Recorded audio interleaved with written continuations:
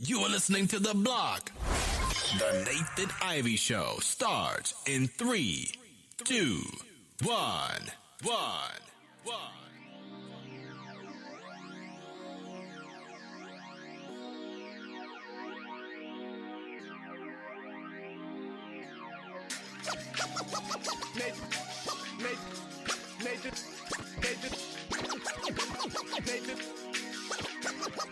NathanIvey.com. Mr. Ivey know the show must go on. And far as Cincinnati, man, I put on. Tunes made another flame beat for me to cook on. Raised dogs, closed fish, yeah, too strong. Team NI, chop it up at the chop shop. Top notch with the king flow, the hot shot. Cops watching, listen to the real. Jumping like hopscotch, nobody harder than, oh, no, think not. Not only citywide, but nationwide, superlative, keep it locked like them Haitian guys. Put the truth in the airwaves, we talk about it. Brand new like the templates, let's be about it. Who got the info by the AM? Jono be the rapper, got them jamming when they play him. Staying in my lane, they ain't gotta okay him. Who the host with the scoop? Yeah, they gon' say him. Ivy, so superlative like a bag of Drippos. Show you where the bricks at, Cincinnati red tag. One time where my people at. Team NI where my people at. It's the 5-1-3, yeah, you know the flow.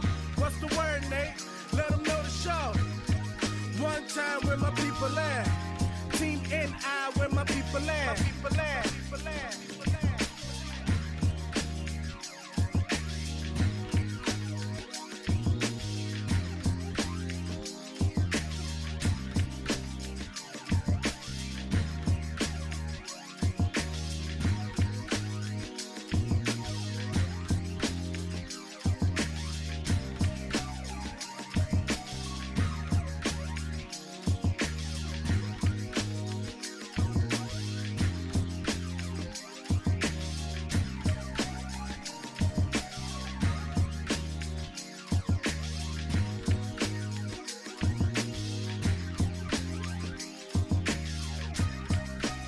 Good morning, everyone.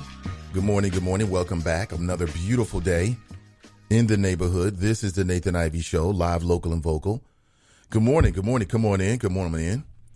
I got to tell you, Choppers, within the last 24 hours, man, and really I'd say going back for about a year or so, man, I've had a very interesting opportunity. They say life is all about experiences. And I think of myself as very fortunate to have been able to experience a lot of really good things in life. So many good things. But there's always ups and downs. The peaks and valleys of life, Choppers. Good morning to you. 513-873-7134. Good morning. Shout out to you. Good morning to my Cincinnati listeners. Good morning to you. Many things to discuss this morning, including the fact that there was a local woman survived an explosion. And I spent some time talking about this last week. A woman in a neighborhood called Evanston. Evanston is on the come up. Good morning to my listeners in the community of Evanston. Evanston is in a unique position. I think that Evanston is a great location, quite honestly. I mean, think about it if you live in the city of Cincinnati. You know, Evanston is close to 71. It's close to 75. Those are the two interstate highways that kind of like flank Cincinnati in a sense, surround Cincinnati in a sense. Maybe that's 275 included, but Evanston has got such great things. The Cincinnati Zoo is in Evanston. You know, Children's Hospital is in Evanston. There's so many great things about Evanston. Reading Road goes through Evanston. Reading Road is, in my opinion, you know, the day in which you've got, you know, streetcar, efficient bus system, you know, that's going north, if that's the proper, I think it is the proper direction on north and south, right? On Reading Road, man, Evanston will be electric, and all the neighborhoods that touch Reading Road will be absolutely electric. It's happening. It's happening right now in Cincinnati. It's happening in Evanston. If you go to Evanston right now and go to the 5 Points, it didn't look like that 15 years ago. Like 15 years ago, you feel like even if you don't live in Evanston, you could reasonably feel like you get out of your car and like stand right there, what they call the 5 Points. Now, why is it called that? Because there's 5 streets that intersect right there at that point. Hence the 5 Points. It's right next to Evanston Recreation Center, which is a great facility. Good people over there. I've only been inside once, and that was for an event back in the summertime. Great event. We were in the gymnasium. I thought, wow, I bet there's a lot of kids, man, working on their crossovers in this gymnasium. It's a great thing. Great thing. I support the idea, and I think the functionality, the efficiency, and also in terms of health, recreation, social center, those rec centers, man, are just absolutely, along with those community learning centers, are absolutely important aspects of our neighborhoods. And people do all kind of classes over there. Like they even have cooking classes.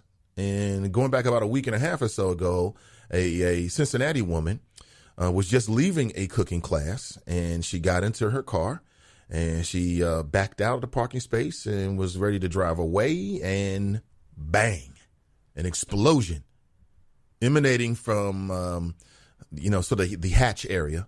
The explosion was so powerful that, of course, it blew out all of the windows, nearly knocked down a police officer who was, I'm not sure how many feet away, and basically destroyed the car. The car was destroyed. The hatchback was blown backwards as if she was transporting Bruce Banner, who got angry and triggered the Hulk. Debris everywhere, shrapnel. It was caught actually on the Evanston Recreation Center security cam, and actually a plume of fire emanated from the back of it. Yeah. And looks like it was a propane tank. Now, as things happen is I know that woman. In fact, grew up very close to that woman. She was the mother of my best friend. And she was such a good woman, so gracious, so nice to me. She fed me. She was nice to me. I bet she thought I was crazy. Like, who is this crazy kid with my son? So when I saw that, I was immediately overcome with emotion. And I finally got a chance to reach out with her. And I remember that I told you guys I would report back with Miss Loretta Gray. That is her name. Pillar of our community.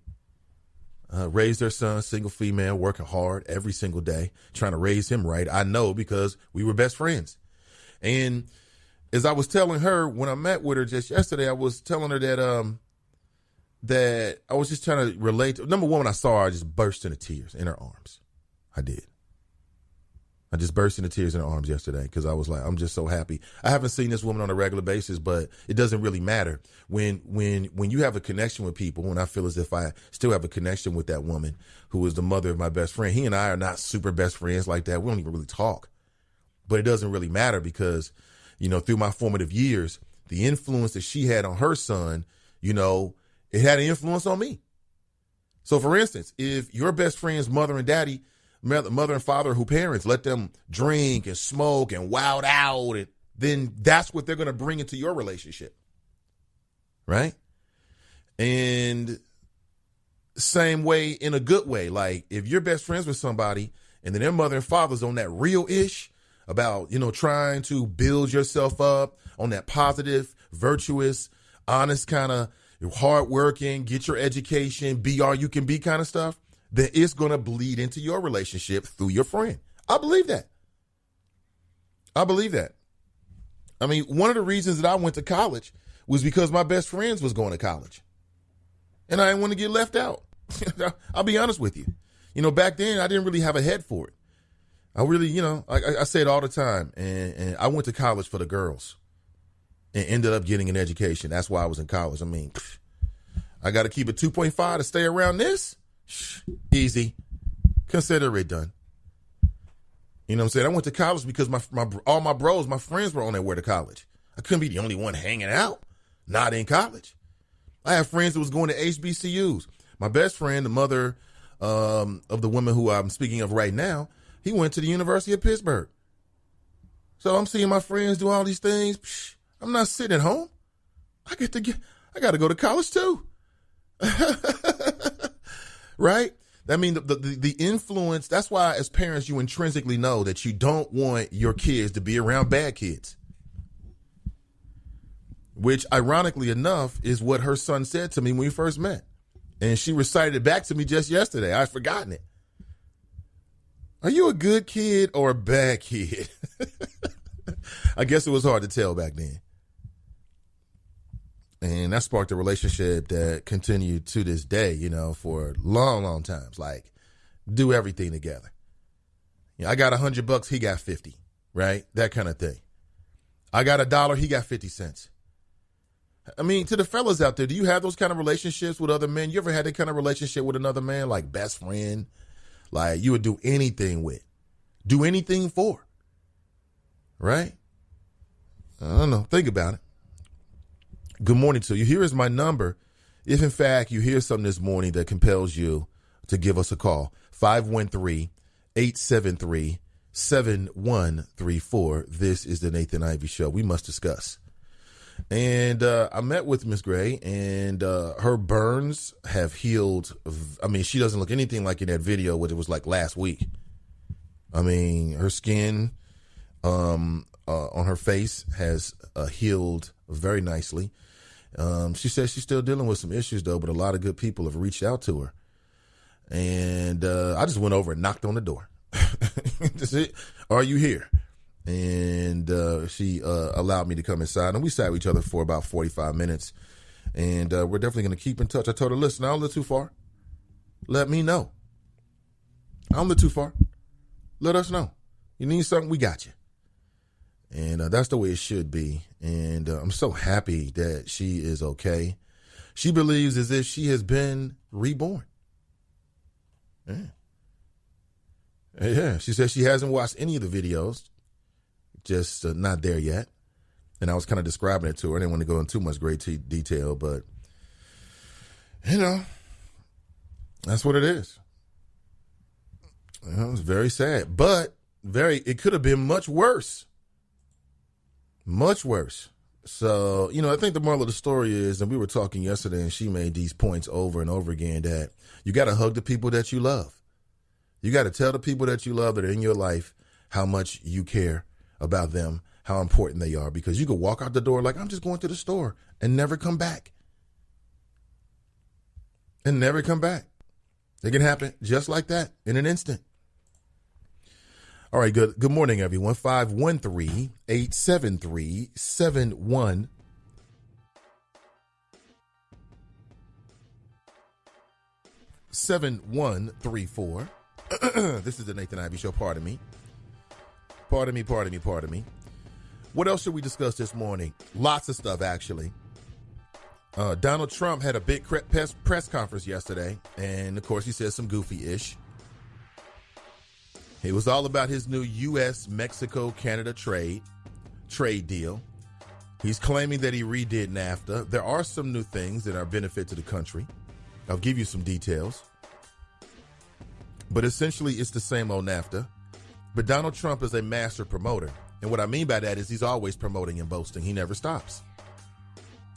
He never stops. Good morning to you. Welcome back. Also, in that press conference, Trump praised Kanye West, of all people. That's right.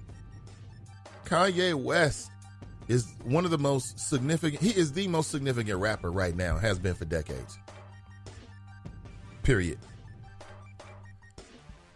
Since that thing happened with Bush, since he tried to take down Taylor Swift, now he's on the side of the Republicans and the Trumpsters. Kanye West has been the most widely publicized. I mean, he's probably one of the most famous right now, much more relevant. He's got a personal relationship with the president. He's had another president say that the worst thing that ever happened in his administration is what Kanye West said. It's profound. Because baby Bush took us into an illegal war in Iraq based off lies. Right? Baby Bush collapsed the financial sector. But yet, in his memoir, he said that his worst moment is when Kanye West said that Bush doesn't care about black people. I'm telling you, Weezy or Yeezus, whatever, Yeezus, whatever you want to call him, is the most significant rapper right now. Far more significant than Eminem with his manufacturer's beefs with MGK. He gives a damn. But we must discuss. The Griot writes this morning that Kanye West can't disappoint me anymore because I already gave up on him. Is that right? Cincinnati is getting a downtown theater. Do you know that? Cincinnati has needed a downtown theater ever since the Skywalk Theater went away. How many people are old enough? How many people remember the Skywalk Theater in downtown Cincinnati? Now, you might not remember it, but at some point, Cincinnati actually had a Skywalk theater. It was a Skywalk and a theater. And by Skywalk, it was like not up in the sky, but, you could walk and there were parts that were like open and exposed, to the elements. This is a pod on the block. Yes, it is. And was exposed and open to the elements. And you could go from block to block to block. Right? It was great. You ever been to Indianapolis? And they had a movie theater there. There was an arcade going back many, many years ago. I guess we're going back to the 90s. I'm not sure when they got rid of the Skywalk in Cincinnati. Skywalk. I thought it was a good idea. The Cincinnati Skywalk is a series of walkways, some indoors, that are elevated. And it allows people to traverse downtown Cincinnati. And it was, I'm on Wikipedia right now. Where else? Where do you go for information? And it was completed in 1997. So not that long ago. And then they decided to take it down. It had to go. And it went in pieces. And I think the last piece was the bridge segment. I'm thinking, you can see images of it. I guarantee you at some point in the city, they're going to bring the Skywalk back. No doubt about it. Because that's what we do as humans. We just keep recycling the old-ish. No, it's never what you do, it's how it's done.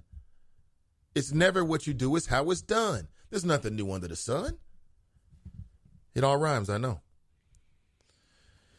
I like the idea of it. So on that Skywalk, they had a movie theater. Well, there's a new movie theater, and you could see first-run movies there.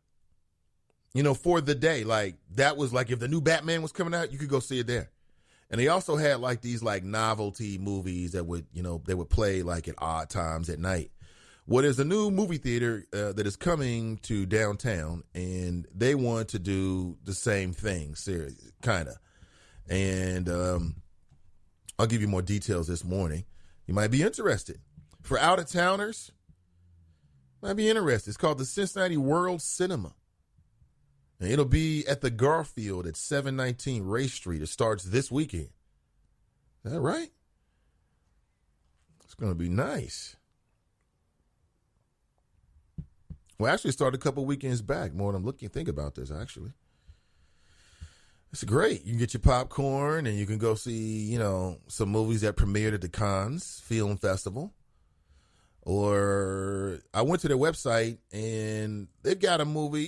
These aren't first-run movies. These aren't first-run movies, but at the same time, if you're in the mood to see a movie, it doesn't really matter. And some of this ish I don't want to see. It's going to be a very niche audience. Bubba Hotep. I've never seen Bubba Hotep before. I'm sorry. The Witch, which I think I can watch on Netflix right now. Hereditary, which is supposed to be some really cool new horror film. I haven't seen it yet, but people have told me about it who know what kind of movies I like. What else here? Only Lovers Left Alive. I don't know what the hell these movies are. But anyway, downtown Cincinnati is going to have a theater. And you can think about that, man. You got a movie theater. You can do like all kind of movies. Cincinnati has needed a movie theater for a long time. Oh, Scary Movie Fest. That's what they're doing. Okay. They've got the actual, they got an actual schedule up here. Votes for women, never more relevant than now. History comes alive. Suffragist in Cincinnati. I think that's the women's right to vote. Scary Movie Fest, and I don't know, some other stuff here. But there's a movie theater downtown, and I love the idea of it. I do. I want to go to a movie downtown. Downtown Cincinnati needs to compete with downtown Newport. They got us beat out. They got the damn aquarium over there and a movie theater, pretty cool movie theater and bookstores and stuff. We need that in our downtown. Instead, we got a Ferris wheel. We got a Ferris wheel downtown. Oh, that'll bring the people down. There's a Ferris wheel on the banks right now. The banks is, as you might think of it, on the banks of Ohio. Literally on the banks of the Ohio River. Not like literally, but essentially, yeah, it's on the banks. Okay? I mean, you got a few hundred feet before you actually put your hands in the water. But if you wanted to, you can go take a dive straight into the Ohio River. I don't advise it. Good morning to you. This is the Nathan Ivey Show. Before I say another word, I want to remind you that today's show is brought to you by my friends at Perscolas, perscolas.org. And they have a brand new class. In fact, it'll be their last class. They'll be launching it in October the 8th. And that's next Monday. From what I've been working with them for a while now. So what I would say is that these classes tend to fill up quickly. And the last class filled up before Wednesday. Okay, so don't wait till the last minute. Go to perscolas.org. And I'll tell you more about it. They offer IT training, in fact, free IT training to qualifying adults in the Cincinnati area. And you'll hear the Perscolas Minute this morning. Good morning to you. Today's show is also brought to you by my friends at CM Personnel, where you can apply today and work tomorrow, choppers. They offer first, second, third shifts are available. CM Personnel has been staffing, connecting people with opportunities, employment opportunities in the Cincinnati area for decades. So here's what I want you to do. When you are thinking about maybe getting a second job, or you're in a position where you need employment, and or someone that needs a job, think of CM Personnel first, where you can apply today and work tomorrow, choppers. It's just that simple.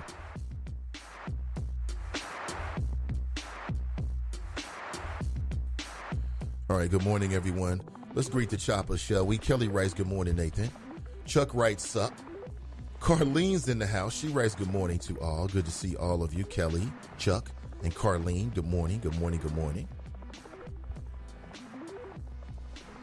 Mike Davis writes, rise and shine, young stars. Jerica writes, hola, beautiful black people, and the others too. CJ writes, good morning, everyone. Good morning to you, CJ. Muzone writes, good morning, choppers. Cam writes, good morning, all. Dominique writes, good morning, Nathan. Cruther writes, good morning, good morning, good morning, choppers. Muzone writes, I seen that video. It is amazing that she survived. She definitely was protected by angels. Absolutely. And she told me as much yesterday. She said she doesn't even remember how she crawled out. She doesn't remember a whole lot. She said she thought it was over. She said she thought she was dead. I mean, for a couple seconds, and then she started to, do a systems check, sort of patting your body like, am I here? Can I feel myself? Am I aware? If you're wondering, what are we talking about? Well, going back a week and a half ago, there was an explosion that emanated from the hatchback of a car. The vehicle was actually moving. It was in the parking lot of the Evanston Recreation Center. And as things turn out, I'm watching the news, right? And I realized, wait a minute, I know this woman. And at first I caught her voice like, oh, I know that voice. Hold up. And then I was able to kind of piece it together, and I saw the woman's name, and I'm like, whoa. Well, I got a chance to meet with her yesterday, and, just to check in with her, let her know I'm here, make sure she had my contact information. She's my best friend's mother, and spent a lot of time at her house, growing up, hanging out with her son, and just being a young boy in Cincinnati. I think I was like 12 years old when I met her son, maybe. And, we remained really close until our 30s, right? And when we were very younger, all those formative years, 14, we enjoyed video games and comic books and movies and chasing girls and looking fly, right? And being smart, being intellectual. It was funny because between myself and her son, we always had a thirst for, it was kind of competitive, I guess, in the sense of, being intelligent, you know what I'm saying? Knowing what's going on, being aware of the various, debates that are happening and, enjoying. I mean, we got our first beepers together. He got a beeper. I got a beeper. It's way before cell phones. The hell did I need a beeper for? I didn't need no damn beeper. You know what I'm saying? But, literally, I remember being in the club and you perping, looking, oh, somebody hitting me up. Okay, damn, I got to call them back.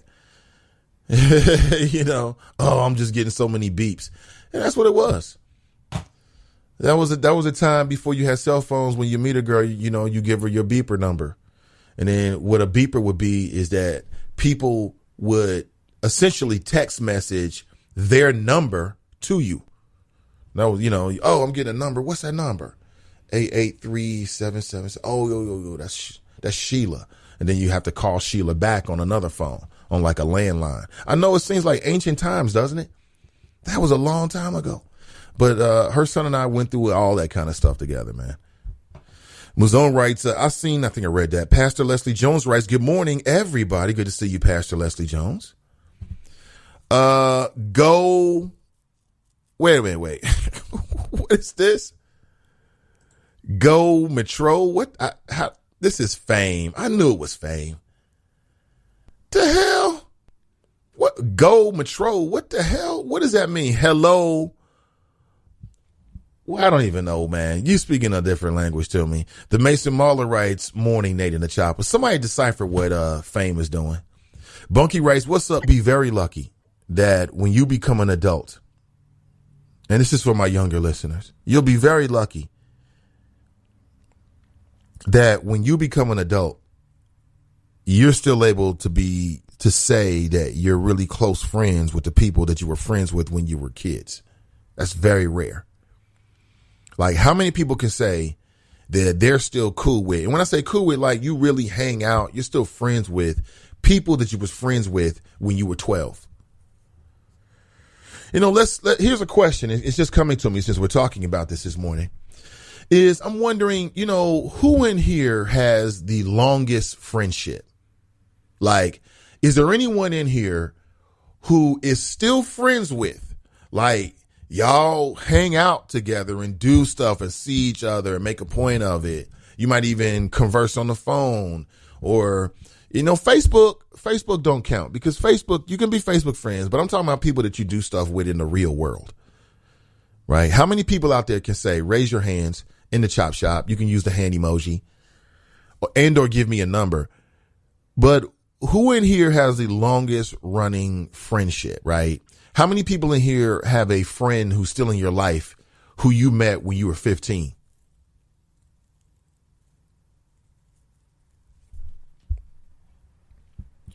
And how many people in here have a friend who you're still cool with, you're still friends with, you eat cheese conies with this person, y'all hang out together, y'all do stuff, you might see a movie. I mean, stuff in the real world. It can't just be the cyber world, Facebook. How many people can say that they still have friends from when they were 10 years old? Is there anyone in here who's friend with somebody from let's say, first grade?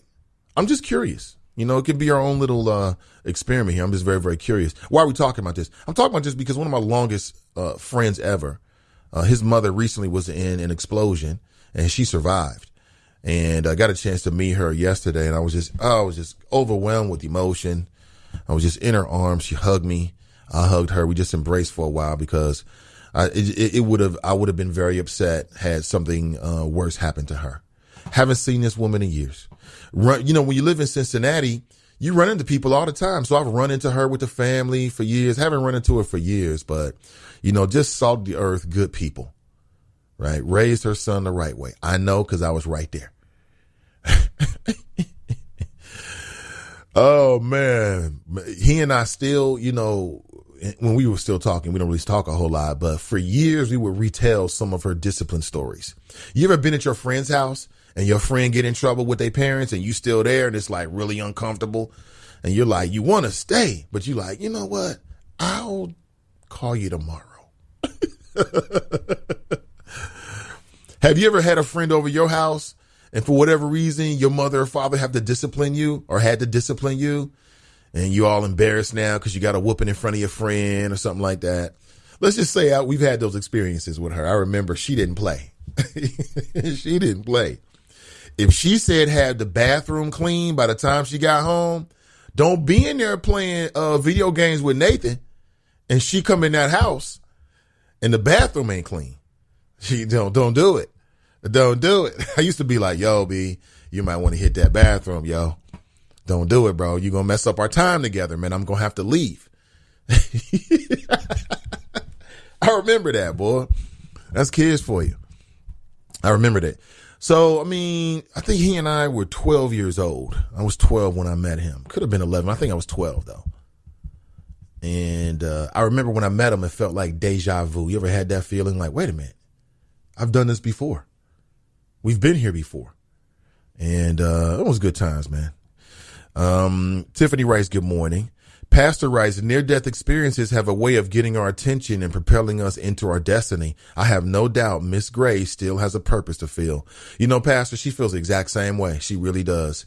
And, you know, in that video, she said that she felt like God saved her because there must be somebody out here that she's supposed to be here for. And, you know, she's got grandchildren, a little granddaughter, who she loves very, very much. And, you know, she feels like she's got to be here for her family. Lynn writes, good morning, great people. Angela writes, good morning. Bunky writes, Kanye is the most significant coon, not rapper. No, Kanye West is the most significant rapper I've seen, culturally speaking, ever. Potentially politically speaking. I mean, think about this. How many rappers have their name on the lips? Have presidents have had their names? Has had his name on their lips. 3 different presidents in a row. George W. Bush, as I said earlier, when Kanye West called, he basically got up on the stage and called out the whole award ceremony and claimed that Taylor Swift didn't deserve her Album of the Year award, which he was right about that. I'll say it again. All Single Ladies is one of the greatest songs ever. Single Ladies is one of the greatest songs ever. And if there are aliens, they are Beyonce fans, no doubt about it. If in fact there are Martians, if in fact there is there is life in the known universe, they are Beyonce fans, no doubt about that. 100%. They are Beyonce fans. How in the hell can a Taylor Swift, what is that? That sounds like, you know, the name of some people that make ties. Taylor Swift ties. Taylor Swift. Don't get me started. And now this embrace of Donald Trump. What impact do you think it's going to have? Do you think that Kanye West, because I'll say this again, I believe that we need more black Republicans. We need more black people, more black men and women to be Republicans in a very serious way. Because if black people don't interact with the Republican Party, we're never going to have any influence inside the Republican Party. Black people, conservative black people should be Republicans. If that's how you feel like, you know, that's your natural politics, that's what you should do. That's what you should do. I have no problem whatsoever with any black Republicans at all, except for the ones who don't know what the F they talking about and they can't be real. If you know, show me a black Republican that can be real about Trump instead of making up excuses and talking in circles like some people we know. And I'll give that person props. I have no problem with a man or a woman that can articulate how they feel. You have to respect that. If a person can articulate how they feel, then it's just a different worldview. That's it. But if you can't articulate it and you can't be real, then I don't have no respect for it. We need more black people to be conservatives. We need more black people. We need more black people to get involved in the political system all the way around, period. That's what we need in these days and times. Because think about all of the things that are happening right now. But do you think that Kanye West and this embrace of Trumpism will lead people to be more? I think so. I'm not going to say it's going to be a significant amount, but you've got people, young people, millennials, younger than millennials, the generation afterwards, and they're party.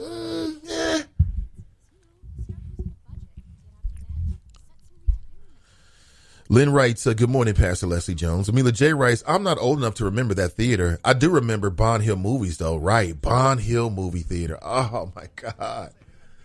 Oh, so many great movies.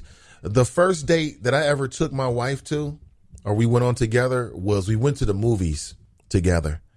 And this is still important to us. Because, like, when you get a relationship and somebody falls in love and you're together after many years, then when you first met becomes even more significant because it's so long ago, if that makes any sense. I don't know. I think it's a couple thing to do to think about how you first met. And depending on how you feel about that person, it can be a very fond memory. For me, it's a very fond memory. And I'll never forget it because I didn't have a car at that time. And my uncle had a van service. And I borrowed his 18-passenger van to take my then, well, we was just having sex at that point. I liked her. You know what I'm saying? We was kicking it. And I picked this woman up in an 18-passenger van, pulled up right in front of Sadal Hall of the University of Cincinnati. Right over there, right? And I'm thinking, I'm a little nervous about it, right? Because I'm thinking, damn, you know, she's going to be thinking, don't you have a car? You driving up in this 18-passenger van, right? She didn't say a word about it. She was cool with it. She was like, as long as we get there. That's when I was like, you know what? I like women. I like that kind of woman. I like those kind of women. You know what I'm saying? I'm just telling you. I like those kind of women. Soft and a strong mind. And she had that. And we went to go see a movie together. It was called, what was it called? It was called The Rock with Sean Connery. Remember that movie, The Rock? Ed Harris. That was a great movie. If you like action movies, Nick Nolte, if you like action movies, you got to check that out. That's a great movie right there, The Rock. And we had a great time, and the rest is history. Andrew writes, got rid of it in the early 2000s. Yes, they did. Muzon writes, Kanye, who? Never heard of him. I'm in my bunky voice. LOL, that's funny. Muzon was funny. Mike Davis writes, yeah, Ye said he trying to get Trump and Kaepernick together. What you think about that? I think it'll be great. I do. And I'll tell you why. Trump goes with whoever. Here's what we know about Trump from the sum total of information that's out there. And have you noticed how nobody's really talking about, you know, Bob Woodward's book anymore? Anyway, or Omarosa, where are they? They're not on cable news in the last 2 weeks because everything's been about Brett Kavanaugh. And I think it's a great idea. I think getting Trump in a room with Kaepernick is a great idea. And I'll tell you why. Kaepernick is a smart man who can articulate himself. I've seen him in interviews. He's been interviewed a lot. He can articulate himself. Trump is the kind of dude who, whatever the last thing somebody says to him is what he seems to go with. Trump seems like the kind of dude that if you can get him behind closed doors and get in his ear, then he might go with it. You know what I'm saying? Yeah, that's why it's so important about the people who are around him. Did you see this White House press? There was no people of color at all. They had this big historic meeting in the Rose Garden. No people of color at all. I'm like, what in the hell? I guess diversity ain't a thing no more. Also, the GOP's outside counsel report has come out. And of course, she's critical of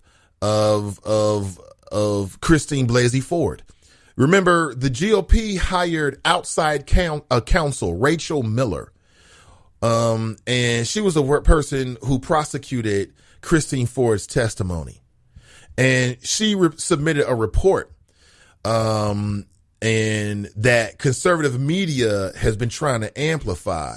And of course, that report comes from the Republican point of view.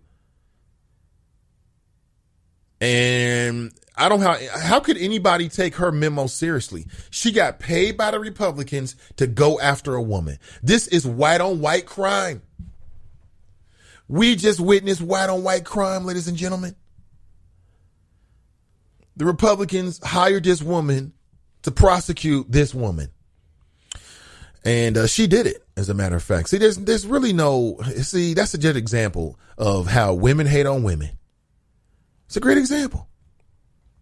Here's my number, 513-873-7134. Good morning to you.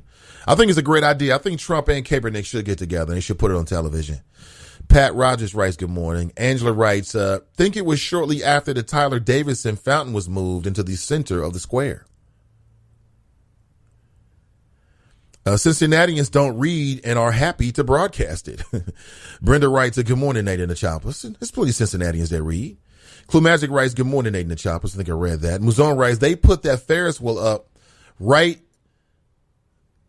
They put that Ferris wheel up overnight. Accident just waiting to happen. You know, Muzon, that's what I thought.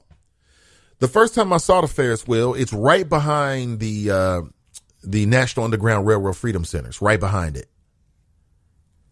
So if you know where that is in Cincinnati, just go behind it and you'll see this Ferris wheel. I bet it goes up about 30 feet. I'll never get on it, ever. There'll never be a time where you see me on. The only way I would get in a Ferris wheel is if I was doing some kind of media promotion. That's it. Other than that, I'm never getting on a big Ferris wheel because really, what do I get out of being on a Ferris wheel? Nothing. But again, I think it's a young couple thing to do. Like we can go up in the Ferris wheel and we come down and then we go up and we go down and then we go up and we go down. I mean, isn't a Ferris wheel just that, a Ferris wheel? It's just a bigger version of like, you know, the wheels that you see little mice running in circles on. There's no difference, folks. You really understand that, right?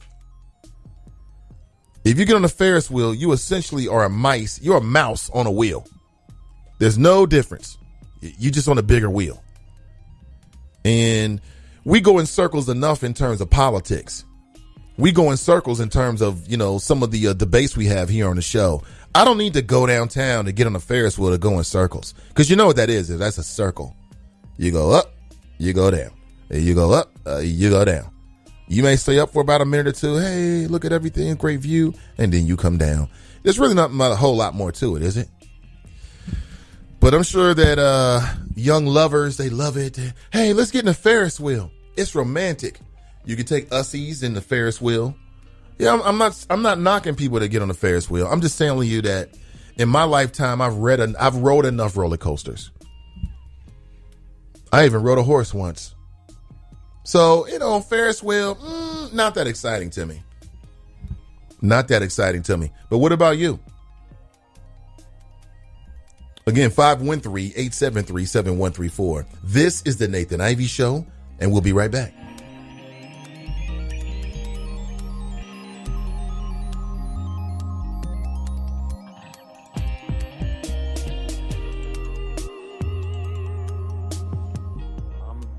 Midterm elections because my constitutional right, because my ancestors died, and to make it better for my children. The women before me fought so we can remain free. Helping your community out. Midterm election. I know every vote makes a difference. My opinion matters. I vote. I vote. I vote in the midterm election.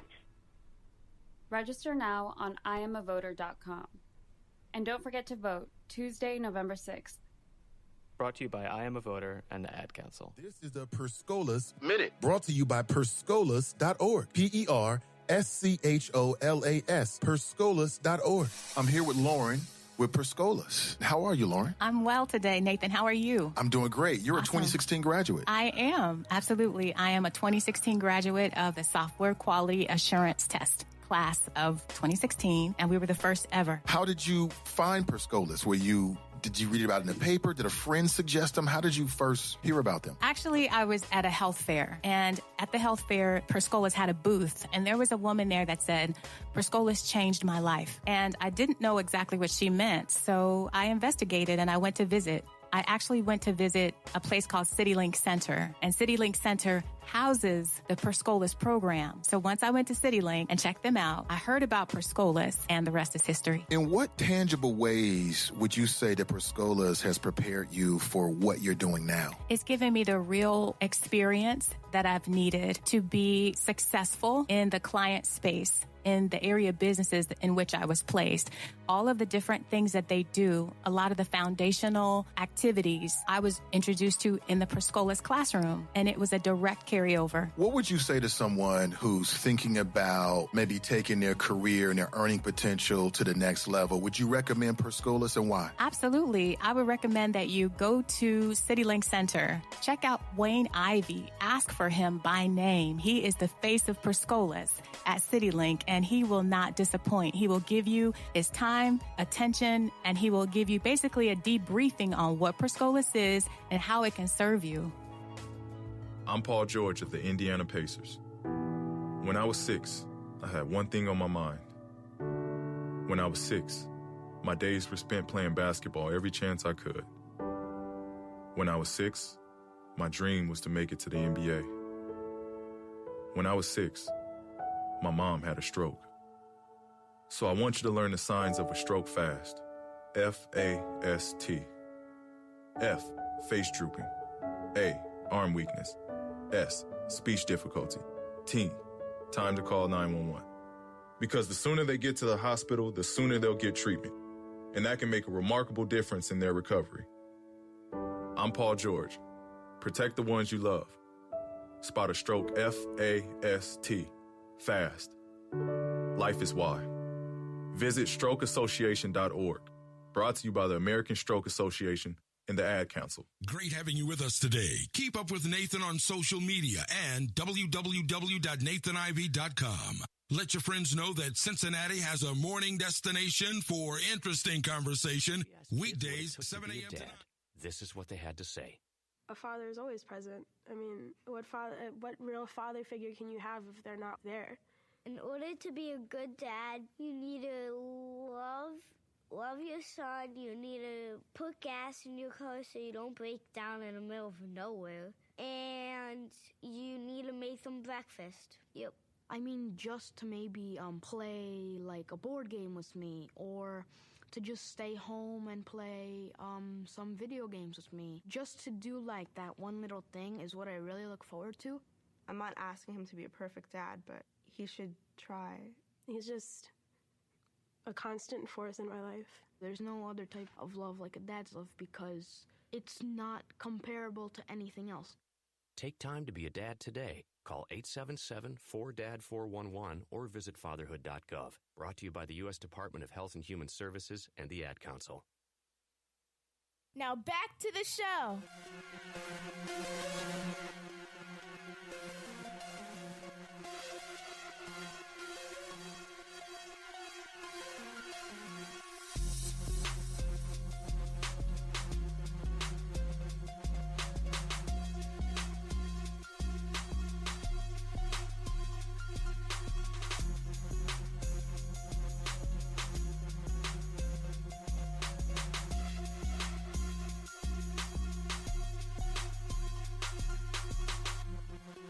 I flow, therefore I am. Welcome back. This is the Nathan Ivey Show, live, local, and vocal. Good morning, good morning, good morning. I want to remind you that Perscolas is launching its final class for the calendar year 2018. The final class is starting on October the 8th, which is Monday. Learn software quality assurance testing. It's an 8-week program that teaches the theory and techniques used for software and website quality control. Visit perscolas.org/Cincinnati today to learn more and apply. Good morning, Choppers. And remember, Perscolas training, their training is offered free to qualifying adults. Visit perscolas.org/Cincinnati today to learn more and apply.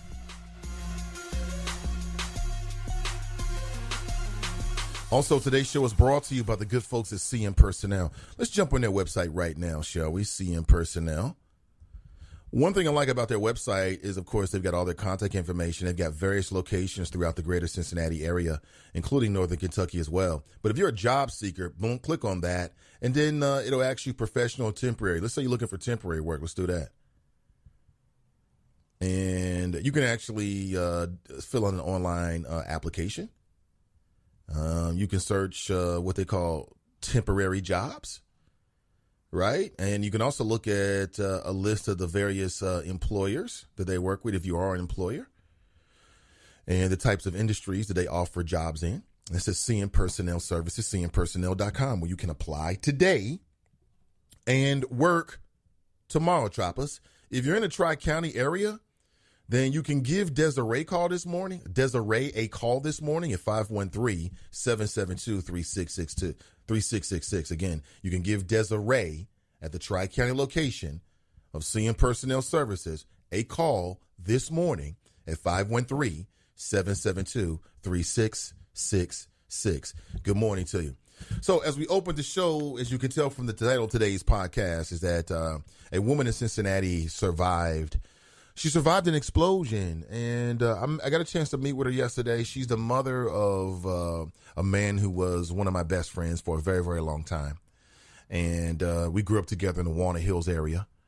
Two little black kids in Walnut Hills, right? Both growing up in single-parent families. And his mom lived over in the, I could tell you the street. Over on the Grandview area. And I lived on the Hackberry, so just a couple of blocks. And literally right around the corner from one another. Could walk to his house in less than 10 minutes. Could run there, of course, in less than 5. And it's a good town. That's a really good part of town. That still remains a really, really good part of town. That part of Walnut Hills, over by St. Ursula. Maybe that rings a bell. And she survived an explosion. There was a propane tank in the back of her vehicle, and exploded as she was leaving a cooking class at Evanston Recreation Center. And you can see, you can Google it, woman Evanston explosion. And she counts herself as very, very lucky. Very, very thankful to be alive today. And even wondering how this happened. Because she believes there is no way. She said that the experts told her, and that's the fire and emergency folks who responded, that they don't know how she survived. If, again, just by the grace of God, or, we all have a time to go, and I guess it just wasn't her time. But, she had a lot of burns, and she's still recovering and going through her situation. She said she had some temporary hearing loss in one ear, as you might imagine, a loud explosion. And that's it. That's it. I'm just so happy she's still here with us. I would have been devastated, and I would have told you about it. You already know. 513-873-7134. Deborah's in the house. She writes, good morning. Good to see you. Fame writes, Kanye is a coon, but Eminem is dope. Fake militant Negroes. I never said that Kanye was a coon. What I said is Kanye is a genius. Kanye, number one, is a musical genius. See, when we start talking about Kanye, we forget all that great music he gave us, man. He gave us some great music, barbecue music, summertime music, wintertime music. I just made it kind of triumphant music. I'm on top of the world kind of music. My girls giving me the blues kind of music. I'm dealing with the man kind of music. Kanye is a very, very accomplished musical genius. He's very eccentric. But hey, we need eccentric people in this world to push the boundaries, right? To challenge conventional wisdoms. I love it. Kanye West with a MAGA hat on and a Kaepernick jersey. That's dope. It is. Get a man his props. It's dope. See, you got these other rappers everything's about symbolism in hip hop and trying to associate yourself with different brands. You got some of these rappers that can't wait to make $100,000 so they can go out here and get the latest Jacob the jeweler, or they can't wait to get the next, whatever the hot, Italian suit maker is, right? Who are you wearing, right? Kanye's doing the same thing. He's just doing it with highly charged political symbols. It's no different.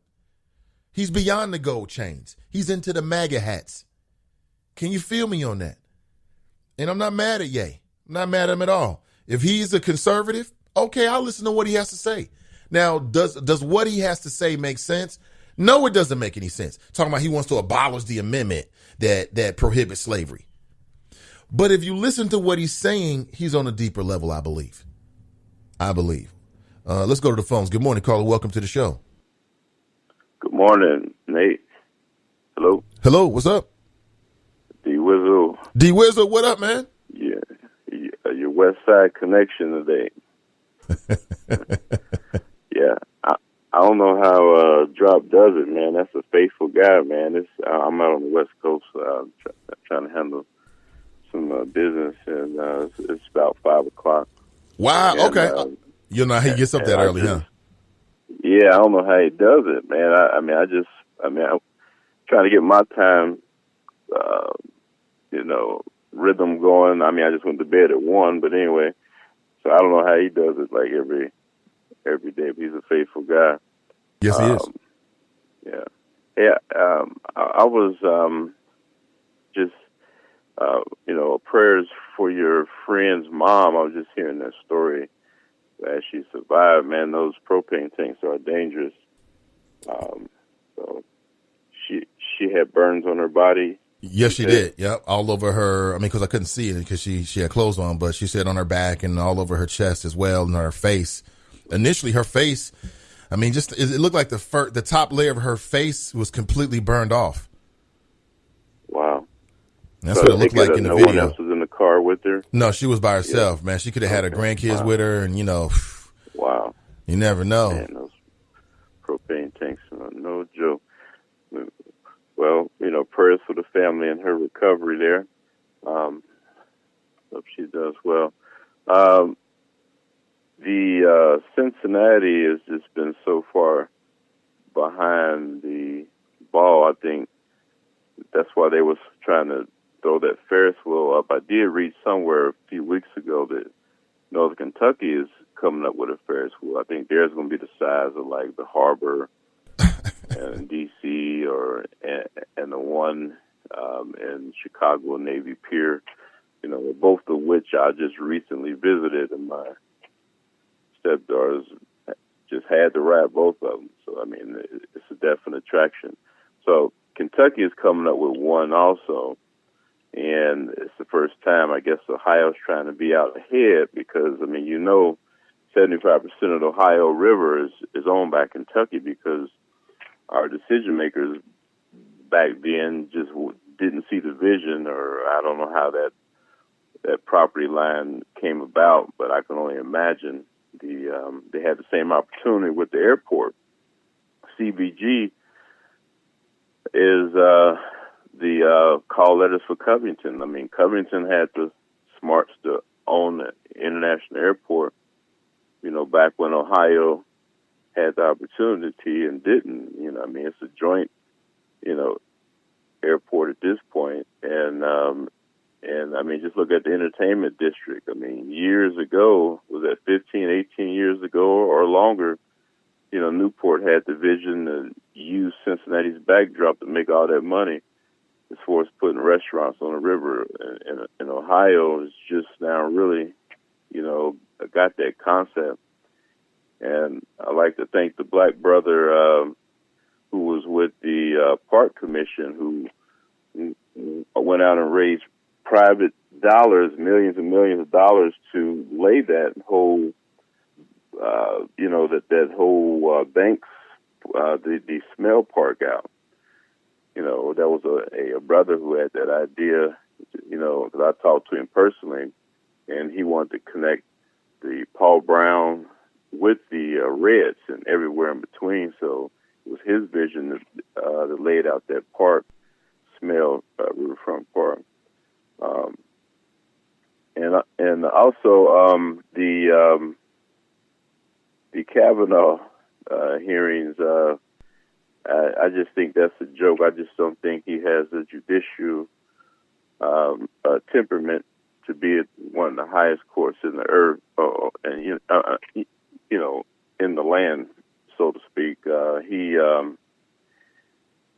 as you say, he had his script ready and everything, and but when he started when you start asking him questions, he started, as you say a lot, he started yabba dabba doing. So, he just didn't have, a good enough answer. So I'm just wondering how that's going to all come about. But it's going to be interesting. But Do you think it'll be confirmed?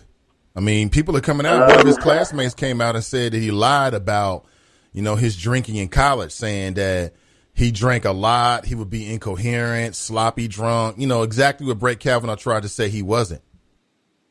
Yeah, it's going to be tricky because 45, now he's taken I think he's been overpowered as far as, the them setting up the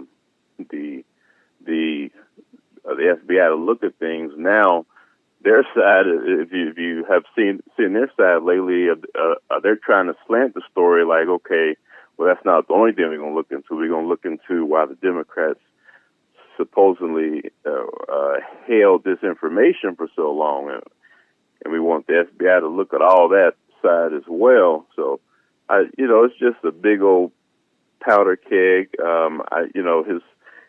I'm glad more folks are coming out. I think the truth is going to be told about him, but now the GOP stance is, well, let's look at, why it took so long to even come out. Let's try to investigate this as well. So, it's just a big mess, man, and I definitely don't think he's worthy and qualified, for that position.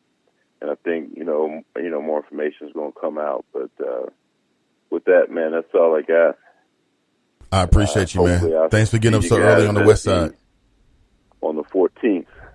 Okay, great. Hopefully I'll see you guys on the 14th. Okay, great, D. Wizzle. Thanks for the call, man. Getting up early on the west side, man. Absolutely. He said he don't know how you can hear it in his voice. I'm like, who is this? That's D. Wizzle, man. He said he'll be there on the 14th, which is a great segue because I plan to, after his phone call, remind you about the Chopper meet and greet. It'll be on October the 14th, which is less than 2 weeks away. We'll be at Park Place Restaurant. Shout out to Park Place Restaurant, 3 p.m. to 6 p.m. And looking forward to seeing you out there. Love to see you.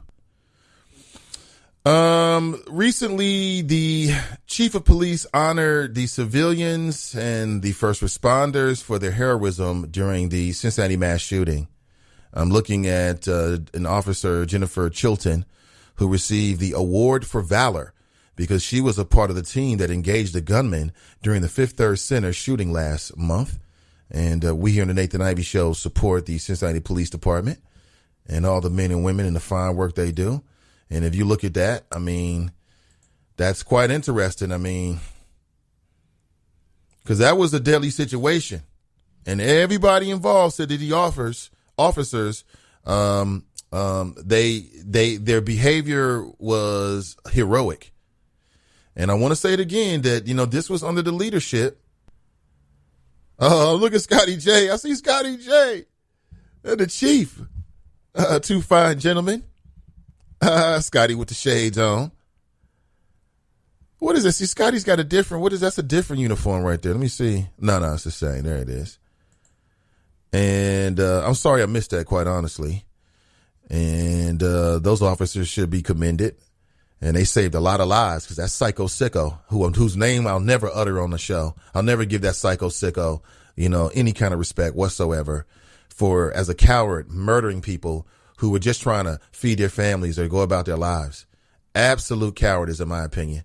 Oh, you're going to pick a fight you're going to pick a gunfight nobody knows, right? You're going to pick a gunfight with innocent bystanders, people who've never touched your life whatsoever. You took someone away from their family. You took away one of God's creatures because you had a problem. And then the men and women of the Cincinnati Police Force, they responded. Of course, they killed him. And they deserve to be recognized. There are some who say that like when police officers do the right thing, people go so hard at it that it sort of covers up when police do the wrong thing. I'm not sure if you're ready for that conversation, but just wanted to acknowledge that. That situation. That man had over 200 rounds of ammunition. Do you understand? If he had like an AR-15, do you understand? Let's say he had 3 or 4 weapons. Do you understand how many people he could have killed? We're lucky. We're lucky that that man who committed those murders didn't have access to even more weapons. We're lucky he didn't get a weapon and put a bump stock on it. I mean, that's the conversation that we need to have. What if this psycho sicko that killed 3 people, back in early September at the Fifth Third Center in downtown. What if that psycho sicko had an automatic weapon? What if he had a shotgun slung around his back and an AR-15 with a bump stock modification? I mean, what if? I'm going to tell you what if. The police would have been outgunned and a lot of people would have been killed. We are lucky that those brave men and women were there to be in between, a crazy person with a gun, literally, and, everybody else. So here we go. Jill Schiller. We haven't talked about Jill Schiller at all. Cincinnati.com is asking, can she shock the world? Depends on Trump. And for what is being reported here, local Democrats believe that Jill Schiller has a real chance of beating Brad Winstrup. Now, I'm not going to tell you I've done a deep dive into Brad Winstrup and everything he has done. I know he's a Trumpster, though. I'm just telling you. Just make it real simple. He's a Trumpster, and we don't need Trumpsters right now. We need anti-Trumpsters. We need to build a wall around Trump, a wall called the Democrat majority in the House of Representatives and the U.S. Senate. We need to build a wall around Trump. That's what we need to do. And if that starts with Jill Schiller, I'm down. Good morning, Carla. Welcome to the show. Yeah, good morning, Guy. How you doing? Hey, Guy. Yeah, I just got a couple comments, if it's okay. First of all, let me say that, it's all middle all day. But you ask these people, your listeners, to come up with a crew of themselves or something like that, maybe to offset the alt middle or just to show swag. And nobody did it. Remember, you challenged them to that about 60 days ago? Well, I don't know if it's a challenge, but I put it out there. I sure did. And guess what? We still got time. These things happen naturally. I got the crew for you. It happened naturally. Very organic. Bunky, Zone, and Glenn. The fake militant crew. I like to call them the Rachel Dolezal crew, because they just fake mad. They call everybody coons and get on black Republicans, but, one of them lives across the street from Kings Island, the other two like white rappers. What the hell y'all mad about? Quit fronting. Y'all fake militant. So there's your antidote to the alt middle, or your well, here's what I'll say. To the alt middle. That's funny, but here's what I would say.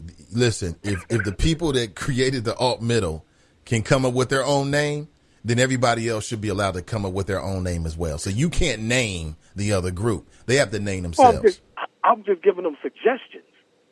I think Rachel Dolezal fits them perfectly. They all fake mad. They call it here fake about everything. Stop it. You like Black Lion said, you barbecue can see the beat from your backyard. But anyway, and speaking of the alt middle, I think Kanye West, the more this goes on, I start to feel him. He's being bullied. All because of his views. Let him live. How much, Kanye West is like Eminem. How much, I don't care how many records he sells. How much juice do we really got with black people? Let the guy live. He ain't bothering nobody. He just has a different opinion on things y'all, from the conventional black take, which is nothing wrong with that. I feel the same way on some levels. I think he's genius, man. I mean, think about it. A MAGA hat, a Kaepernick jersey, and some Nikes, maybe. Well, he had those Mad Max clothes a couple years ago, but I'm not going to say he's a genius. That's kind of close to jock riding. I mean, he's just who he is. Oh, it's not close to see you and your fragile masculinity. It's nothing like jock riding to recognize another man's genius. It's nothing like that. My fragile masculinity. Didn't you just have a issue with fragile masculinity a couple weeks ago? Like on a Thursday or Friday, some show about women. It was something that came up, and you was like, no, man. I forgot. I have to go back and look. But, be careful throwing around those titles. I'm just saying, that's real fragile for you to not be able to acknowledge another man's genius. It's nothing like jock riding. What you going to say next? No homo? He ain't genius. To me, he's just a dude with another opinion. Kanye's a genius, no homo. Okay. Is that what you're going to say next? No, I'm not going to say anything other. I don't use that term. I don't call people homo. They're people. Okay? Now, as I was saying, Kanye, he's just a guy who has a different opinion from the conventional black thing, and he's being excoriated by black people. And I don't get it. It's very reminiscent of episodes in here with the alt middle, getting excoriated for not thinking along the lines of you all. He said, let's repeal the 13th Amendment. You forget the second half of that talks about prison slave labor. Aren't y'all talking about prison reform now?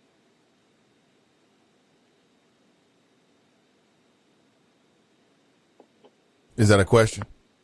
Yes. I mean, yeah, prison reform is an ongoing question. Yeah, it's an ongoing issue, yeah. And he said that. He just said it in a real jacked up way. And now everybody's just all down his throat. Let the guy live. No, and it's Ye talking about slavery again. So I'm with you, man. I mean, I don't necessarily have a problem with it. It's a conversation piece. Okay, so let me put that out there. At the same time, people are kind of like, I think it's the flip-flop.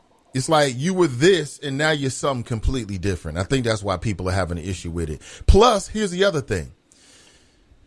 Kanye is embracing a man whose agenda is anti-black people, is anti-working class people. There's no other way to look at the Trump agenda. That's exactly what it is. And so while he's playing games with symbols so he can make himself more culturally relevant, you're emboldening a legislative agenda that's against where you came from. Okay. He was one way, and now he's something else. He evolved, matured, whatever you want to call it. Or he realized that he's in an industry where he's trying to make money. He's made it clear. He's about the dough from his fashion and everything. He wanted to do the fashion stuff. So he probably realized I can make more money if I'm not in that, so pro-black, but just come at it a different way. He hasn't sold out. He hasn't combed nothing like that. The guy, he's just eccentric. Let's leave it there. No, but the problem is that you say he don't have no pull in the black community. I disagree with that. There's a lot of people that pay attention to the things that he says. And what he's doing while he's doing his little hip-hop Andy Warhol routine, what he's actually doing is giving more strength and buying into an agenda that's against black people. It's against working class people. If Kanye West has pull in the black community, has juice, has clout in the black community, that's more that casts a dark light on the black community, on who you're accepting as a voice and a hero. Because remember, there are people who listen to this very show who have posted that they love to listen to Eminem, a guy who raps about killing his mama. So that's on us for allowing that. To me, Kanye is just a dude.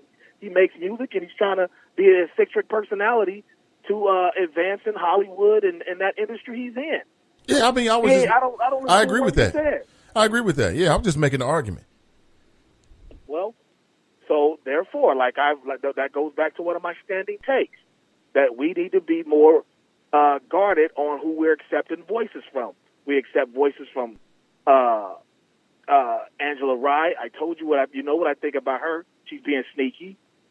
Right, because you don't like black women. Okay, I don't. Whatever you say about me, that's your interpretation of it. I can't argue with it. There's no sense in arguing with it. Just like it's my interpretation that you hate black men. And you can't argue with that because that's how I feel about you. You see what I'm saying? No, I don't. So call me whatever you want to call me. Say whatever you want. I'm not going to argue with it. That's your interpretation. But Angela Rye is being deceitful because she's trying to slide into fashion. You said the same thing a couple weeks ago. She's now trying to slide into fashion. If you follow on Instagram, and she's a lipstick lesbian. Let's tell the truth. Well, now you can have your interpretation, but you can't have your own facts. Can you prove that? Has she come out? No, she well, then she's not a lesbian then. You can't make somebody a lesbian because of what you think? You can't make somebody a lesbian. You can't be woke and gay, and you will not be accepted in the black community if you are gay. She knows this. She's very smart. She has a law degree. Okay? Let's not kid ourselves. She knows what she's doing. I got to keep some stuff. She is too, everybody, maybe she keeps her private life private. She took 2 pictures with Common. And they were broke up 6 months later. Your points are so irrelevant that it's what you're saying about her is so irrelevant. You got no evidence whatsoever. All I can assume is that you got a problem with black women. Are they facts? The Serena Williams. No, they're not facts. No, they're not facts. No. Did she not break up with Common in like 6 months, 3 years? I don't know if she broke up with him. And she could have broke up with him in six seconds. So what? Okay, exactly. Common's dated everyone. He's the go-to guy. He's still right. He's righteous, but he's light-skinned and non-threatening. How do 2 light-skinned people date like that, walking down the mall looking like brother and sister? But y'all dating. Get out of here. And you sound ridiculous. Who else did you mention? You mentioned somebody else. It was whack. I wanted to pounce on it. I don't even remember, man. I don't even remember it no more. Oh, okay. Well, I just wanted to say, in closing, today is October 2nd. American hero, tragic American hero, and martyr, Ray Caruth will be home in 20 days. Way to end on a low note. Way to end on a low note. Oh, that man is nuts. Absolutely nuts. And he hates women. He's got a disdain for women. And I don't understand it. Oh, I got so much great audio for you here. Where should we go first? Do you want to hear President Trump boasting about his wall? I've got various clips. I've got an audio clip, a video of a woman that bashes in her husband's brand new Corvette, a Z06. Those are pretty nice. If you don't know what I'm talking about, just Google it, the new Z06 Corvette. And she caught him cheating, and she took it out on the car. Now, you know why she did that? Because she knows that car is a magnet for women. She knows it's something that makes him look good. Haters, when people mad at you, they want to make sure you don't look good. They want to hate on you. We got that. Also, Kanye West says that he called Colin Kaepernick to arrange a White House meeting with President Trump. I want to say Kaepernick should go, but he can't let himself get played, though. Like, if Kaepernick goes to the White House, he's got to go there to deliver ill flows, to deliver that gospel. He can't go and just be used like those black preachers. Okay? He shouldn't allow himself to be used like that. It's like some kind of prop. Because the Trump administration are good at photo ops, man. They are ready for photo ops, just like with the black preachers.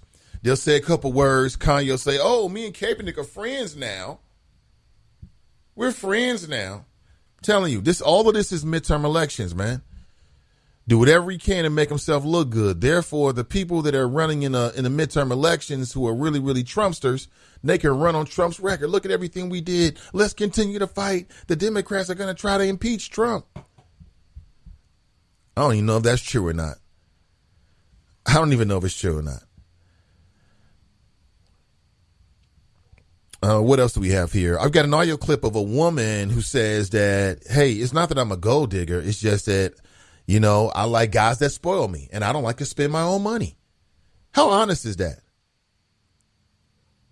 How honest is that? She says, listen, I just don't want to spend my own money. I want to spend your money. How great is that? See, one of the greatest things about being engaged with a woman and marrying a woman is that sometimes when you go out, she pays. She said, I got this, baby. Every once in a while. I got this. That is great. I get to eat for free. Well, not really, because when you're married, it's all one big pot, right? 513-873-7134. This is the Nathan Ivey Show. Got a brand new hot mic episode that's up and on the internet right now. Myself and PG Sittenfield, we got a chance to talk with Janaea Trotter. And it was right after the Brett Kavanaugh hearings, and you get a chance to hear our thoughts. Very relevant conversation. as these hearings are ongoing. Janaea Trotter is an African-American female, and she's also a lawyer. She actually ran for Hamilton County prosecutor. So she does have a lot of a unique experience and insights, and you hear it all on display. It was a really good conversation, and we're just riffing, giving our thoughts in free form, and just sort of getting each other's thoughts about how everything went down. We even gave our predictions as to what we think are going to happen, so look for that. Also, I'll be taping another Hot Mic podcast tomorrow, as a matter of fact, and that'll be up by the end of the week as well. So check my feed, or you can go to Spreaker right now and check out the Hot Mic Pod. Should be episode 8, I believe, and check it out for yourself. Where are we here? So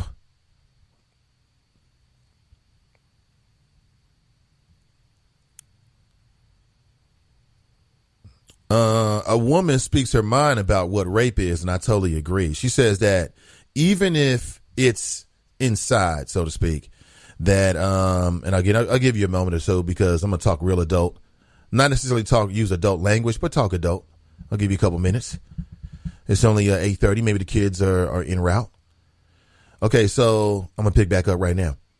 Okay, so in this video, she talks about, I'll give you a heads up when I play the video, and I agree completely. You know, this whole idea that sometimes, and this really goes to show you how much hate that Fame has toward women. I think it's about women, because he thinks that it was okay for Bill Cosby to drug a woman and then have sex with her.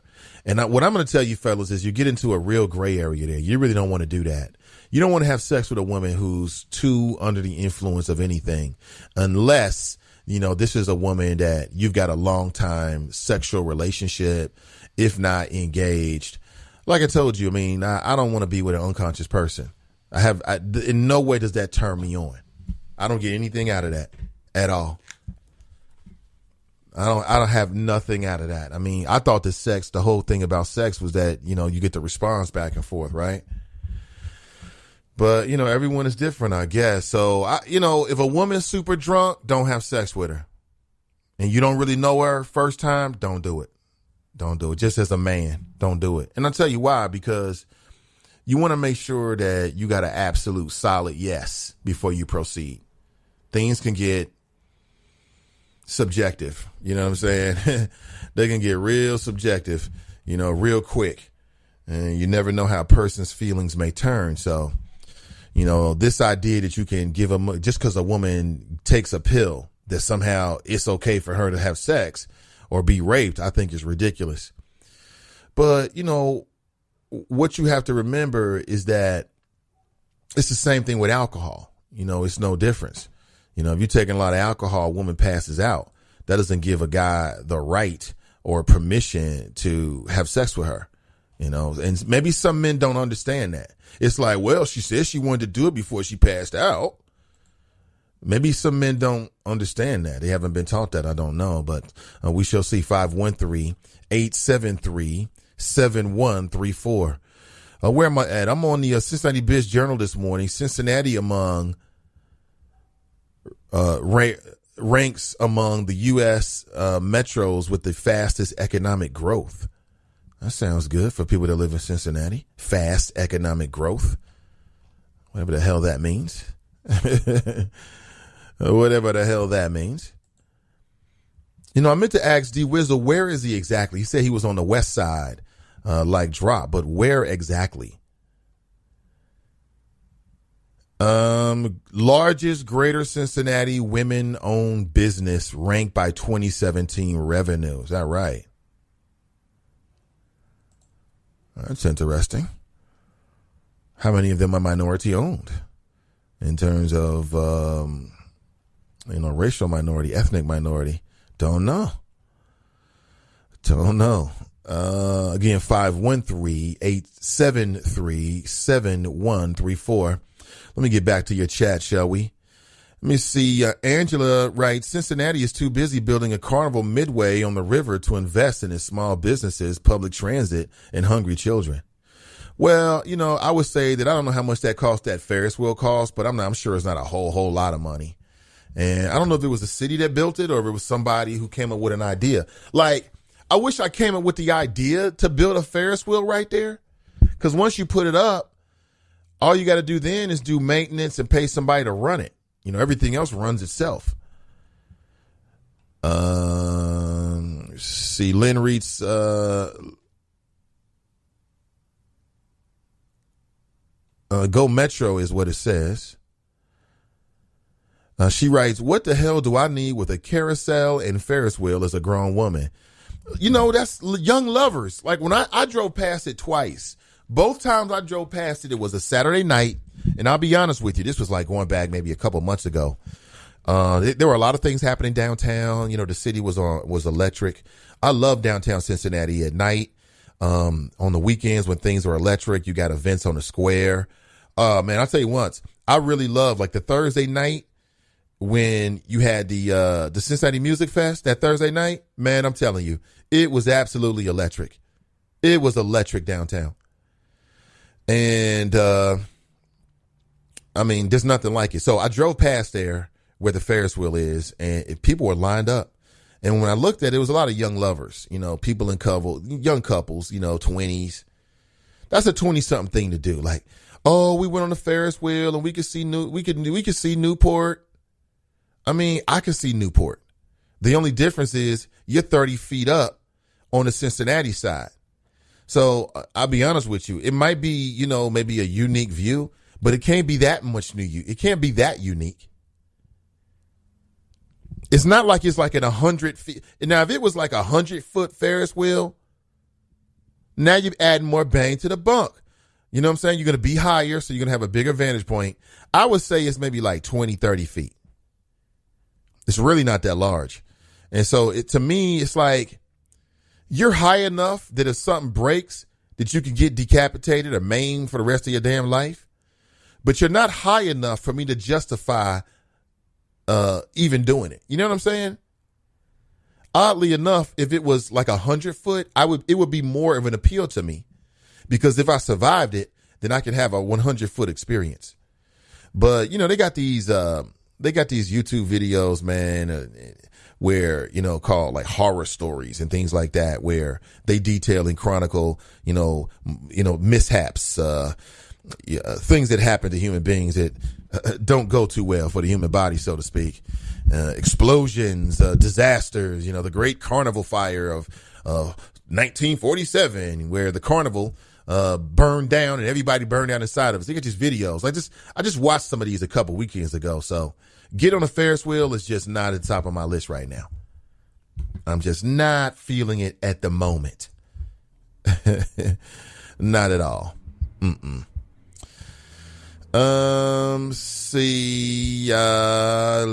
Fame writes, Nathan, I've got several friends I still talk to regularly that I've known since I was 7. Really?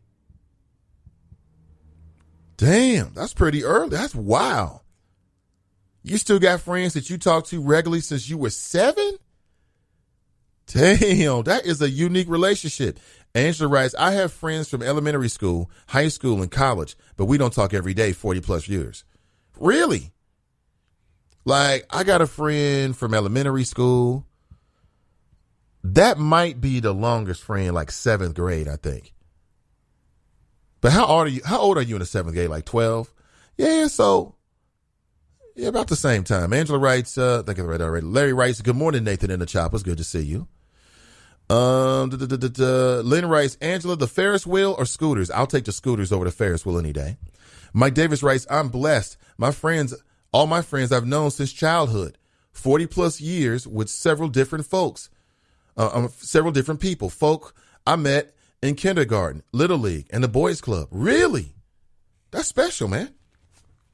That is cool. I'm happy for you, Mike Davis. That's cool, man. Because it's rare. It's so rare to like keep contacts and keep friendships like over distances and long times. You know, and I'm talking about good friends. I'm not talking about like, yeah, we cool. I'm talking about your longest good friend relationship where if you were like best friends then, and to this day you remain very, very close. How close? Like come to your house close. Like, you know, y'all go do stuff. You make it a point to go do stuff close. Pat writes, I still have friends from elementary through high school. We still get together every month. We meet the same night as our first meet and greet. That is why I could not attend. Oh, okay. Yeah, I understand. Those are old friends. You got to take care of them. We're still here, Pat. Mike Davis writes, we still kick it to this day. Just took a road trip to see the Bengals versus Carolina Panthers with them. That's cool. Black Lion writes, Nate, I would like for you to play a clip of Dr. Hendrik Clark. Nate, you play clips of the white women's tears, which has nothing to do with blacks, whatever. You play clips of honky ball-ish and all around shit. Okay. That's a great way to get me not to play a damn thing. You see, Angela writes, next there will be men on stilts and jugglers and clowns on the square. There already are. Look, a man on a stilts, people on stilts, jugglers, clowns. Can we go ahead and say that there always is going to be like a niche for that? Like if you can juggle with some clown makeup on some stilts, you can pretty much make some money anywhere you go. Like, yo, I'm not making this up. If you go over to Newport, I've done this many times to test this. You go over to Newport like on a Saturday afternoon, you know what you're going to see? People doing face painting and selling you cheap sunglasses. I've been over there where they had a clown on stilts and jugglers as well.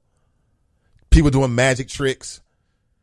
If you can do some pretty cool magic tricks while juggling on stilts with clown makeup on, and you know how to apply and remove the clown makeup yourself, you can pretty much make money anywhere in the world, actually. Let's be real here, because everybody loves a clown. Look at the president. Oh, look at the president. Oh, did I say that? Yes, I did. Everyone loves a clown. Everyone loves a clown. On stilts, come on, man. You can't beat that. I recently went to the Universal Circus. Guess what? They had clowns, but their clowns was cool as hell. The Universal Circus clowns are the best clowns of any circus because they have rhythm. They can dance, man. Man, I didn't know how entertaining it could be to see people who could actually dance in some cool clown makeup. When I went to the Universal Circus, one of the most, in terms of entertainment, satisfying parts were the clowns. They did a great job. Excellent job. Oh, I was so impressed, man. I had a great time. My son, his mouth was just. And we're going to be back next year. And next year, we're going to be close. I want to be so close that if something happens, that I have to quickly move out of the way. And next year, if they call for men to be in the dance competition, I'm going to go down. I wasn't prepared to do it this year. I'm going to go down. I'm going to try to get in the center stage. Why not? It'll be great. My kids will have that memory for the rest of their lives. It'll be cool. All right. Tracy writes, I still have the same friends from grade school through college. Grade school through college, right? That's a long time. Mike Davis writes, what, BL? I hope all the choppers know who he is. They gonna learn today. Maddie writes, good morning. Mike Davis writes, what up, BL? Nate, I'm calling you today and banging on this Dr. Clark-ish all day. Yeah. Sure you are. But if you do, watch your language, because if the first time you say something I don't like, I'm going to hang up on you. I'm going to tell you that straight up. I don't have time for your nonsense this morning. It's a beautiful day. It's a beautiful day in October. And I'm not going to let you bring me down with your fake militant, fake Pan-African, fake care about black people nonsense. Bunky writes, Angela, there'll be black Republicans downtown in November tap dancing also. Coon Train is coming. Where is the white women's at? We's our own worst enemies. Oh, Bunky, stop it, man. That's Tariq Nasheed in you, man. Stop it. Black Lion writes, play the clip, Nate. Okay. Let me see.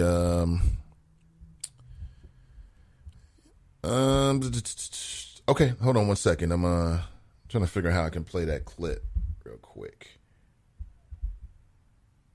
Here we go. If you haven't already done so, please subscribe to the Nathan Ivey Show on Spreaker. It's so important because you should receive a push notification when the show goes live. No matter what time of the day it is, no matter when we go live, you should receive a notification. I'm on NathanIvey.com right now. And I'm going to try to play this clip, man. As long as it's not boring, I'll play it. And we'll see. Now, why? First off, set this clip up. Why should I watch this clip? That's number one. Black Lion writes, I suggest everyone in this chat go view the clip yourselves so that you're privy to what I'm about to say about useless voices you cast in white civilization. Oh, boy. Black Lion says he don't give a F about what makes me be up or hang up. Okay. Just going to let you know. Tracy writes, I need prayer. Please pray for me. Oh, no. What's going on? What's going on? Mueller writes, that Ferris wheel is temporary. It'll be gone by December, I believe. Newport is getting a permanent one. See, Newport is getting a Ferris wheel and we're not. They're getting a permanent one. Drop writes, stop saying that Trump economic policies are not good for all Americans, including black people. The black agenda has always been about economic equality. Jobs, jobs, jobs. First you get the money, then you get the power, then you get the respect. Well, I will not stop saying that because right now, statistically, what I'm saying is true. Stop worrying about the job and look at the quality of the job. Right now, Americans are not doing better. They're not getting ahead. They're going backwards. And Trump's policies are making that even harder for working class Americans. If you're a wealthy American, you're not really worried about Trump. Like there's people out there that have enough wealth and should I say even financial security, that they're not really worried about the president who comes in, doesn't really matter. If you change the decimal point here or there or add a couple zeros, they've got enough capital coming in. They've got enough cash that it doesn't really matter. Okay. These policies hurt people who are on the edge the most. Those are the folks we're talking about. And I'll say it again. Trump's policies are not good for black people. And they're not good for working class people, in my humble opinion. But let me see. Right before we go to break, let me see here. I am going to attempt to listen to this clip that Black Lion sent us. We'll see if we can get to this real quick. But first, let's take a phone call. Good morning, phone. Good morning, caller. Welcome to the show. Hey, it's Tracy. I've been thinking about this Chop Shop meet and greet, and I wanted to put this out here just to see what people think. So I scheduled the meet and greet for 3 to 6, but the game comes on at 1 o'clock, and I guess the game will go from 1 to 4.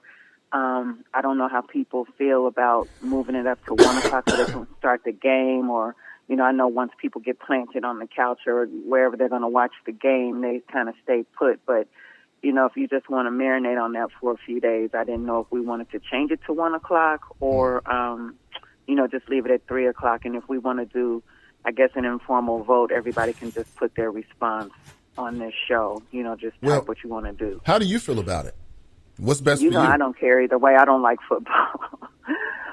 It doesn't make me any difference either way. I just don't want people to be disturbed and feel like they have to get to the meet and greet and, miss the game or rush during halftime. I was thinking about that. Oh, thank you for putting it out there. For me, I would say we would keep it where it is now. But, if you want to open that back up again, you can put it back out, sure. And then I'll promote it. And we can see what people think. I'm not that into the game. I think we should keep it that way. People can just watch the tail game. Well, if people come after the game, that's fine. And they'll be there after 4. But, I just had that passing thought. So it really doesn't matter to me. But I know some people probably want to watch the game and, that will be the nice place to do it. But, it's really up to how people want to do it. It's no biggie. Okay. I say we keep it where it is and people just come late after the game. That's fine. Or when the game is over, it's not really being late. What's going on with you? You said you needed some prayers. Nathan, it's just the woes of parenting. That's all. I'll be fine. Okay. I hope everything is good. Yeah, I'm good. All right. All right. Thanks, Chopper. Bye-bye. Absolutely. Take it easy. That's Tracy checking in. Tracy was nice enough to set up both of our meet and greets, and I really appreciate her. Again, the Chopper meet and greet is on the 14th. I say we keep it at 3 to 6. Because people might, and I'll tell you why. Because I don't know how you are, but sometimes when I'm watching a game, I want to watch the game the way I like to watch the game. You know what I'm saying? I like to pull my little couch up, my little sofa up, and really set my thing up at home. I got a great spot where I like to watch the game. Some people have a favorite restaurant they like to go to, or they like to go to their homie's house or whatever. So I think if we keep it at 3, you can have your gaming experience the way you want it to be. Now, if you're the kind of person that likes to be more social when the game is starting, great, you can come out and meet us at 3. But if you're the kind of person that wants to have that experience wherever your man cave or your she cave is, where you like to watch the game and be comfortable, then you can do that as well. The other thing is that there might be people that actually go to the game. You know what I'm saying? They might want to tailgate. And so if we move it to 1, then I think the best thing is to keep it at 3, the more I think about it. Because moving it, I think it takes away people's ability to be there that already have plans for where they're going to be when the game is on. And if the game ends at 4, cool. If you're not into the game, you can get there at 3 because you don't care about the game. If you watch the game and let's say the score is pretty much over and you can predict who's going to win, you can get there early. Or if you want to watch the game in the overtime, you can get there whenever you get there because we'll be there until 6, right? So I think we should stay at 3, but I really appreciate Tracy and put that out there. I really do. Can you repost it, Black Lion? I'm trying to find this, man, before we go to break. Oh, my God. I don't even know why I'm indulging this. I know I'm going to get snake bitten. I already know. Dealing with this guy. Listen, man, can you repost it? Because I can't go all the way back through here. I don't want to go through this again. Just to look for your link here. And it's probably some dumb-ish anyway, but this is what I do. That extends to all of the audience. Oh, here it is. I found it. It's on Facebook, huh? All right, let's see what this is. I'm following a link suggested by Black Lion, Dr. Henrik Clark. Let's see what this man has to say. We cannot reconstitute all old societies. We can take the spirit of former societies we produce and live by that spirit. That means we must build the family again as a unit. Relate the family to the total community. Trust each other again. Feel safe among each other again. Love each other again. Stop ever referring to each other with derogatory words. Stop accepting the word minority. Realize that within Africa, in the millions of Africans in Asia, in the South Sea Islands, we number 1 billion people on the face of this earth. We are consumers of so much and producers of so little. Now, if we began to produce the clothes we wear, the food we eat, build the houses we live in, and if you live in a brick house, you should own a brick yard. And you should start with your underwear. People are tired of me reminding them of this, but I maintain crudely of people who cannot make their drawers cannot rule a nation.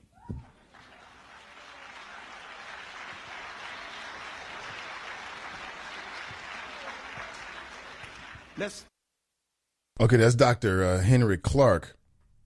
And that's a clip that was suggested by a listener, Black Lion. And I will say to you is that I think the man makes a lot of sense. And I'm surprised that a brother like you would even share something like this, because your behavior is the exact opposite. You don't do none of that. You don't love nobody. You always use derogatory words. I just told you not to use derogatory words when you come into the show, and you use derogatory words in response to it because I'm asking for you to respect me. But you got the nerve to, listen, bro, You can have all the great videos and it could be a lot of information out there, but if you're not actually doing it, then it don't mean anything. The man clearly said, love each other. Stop using derogatory words. That's how you build family. Black Lion, you don't do none of that. You're the exact opposite of that. That's the only thing you do. The man said, produce something. Sounds like kindred spirits. I agree with everything he said. Man made a lot of sense.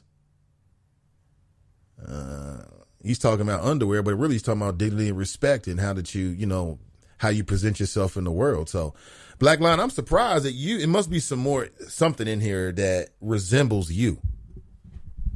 You posted this video, bro. You're the person that needs to watch this video. Let's see what else Dr. Henrik Clark has to say. This is amazing. Just remember when dons were young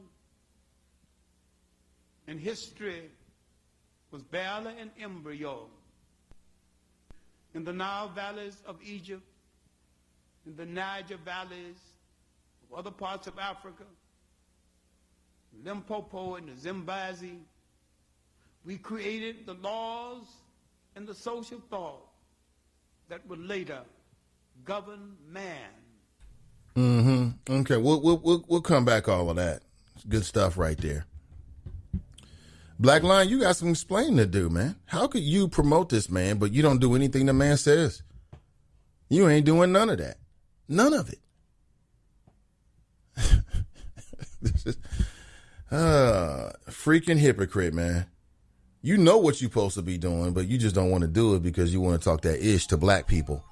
You are the most disrespectful caller about black people that I've heard throughout the entire radio universe in the country. And you got the nerve to send me a link. And boy. The Nathan Ivey Show. It's a hypocrite born every single day. I get it. This is the Nathan Ivey Show. Live, local, and vocal.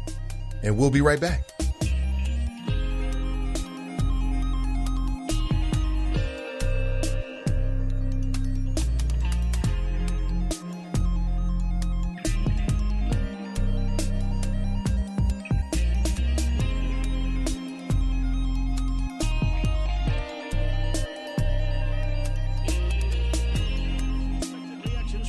Financial decisions brought to you by feedthepig.org. Well, I finally did it. I opened a 401k. So you're giving up? Just like that? Giving up on what? On getting an inheritance from a distant relative. Don't you think if there were a billionaire in the family, we'd know about it by now? Listen to me. We are one phone call away from riding horses on our own private polo grounds. One call from christening yachts, having a butler, using summer as a verb. How do you figure? Look, everyone's got a rich uncle somewhere. It's statistics. So the best thing you can do is just prepare for the inevitable. Right, which is why I thought maybe it would be smart to take control of my finances. You know, start using a budget, get out of debt, set some retirement goals. Budgets? Debt? You watch your mouth. Retirement shouldn't be a goal for us. It should be a way of life. When it comes to financial stability, don't get left behind. Get tools and tips for saving at feedthepig.org. This message brought to you by the American Institute of CPAs and the Ad Council. This is the Perscolas Minute, brought to you by perscolas.org. Perscholas.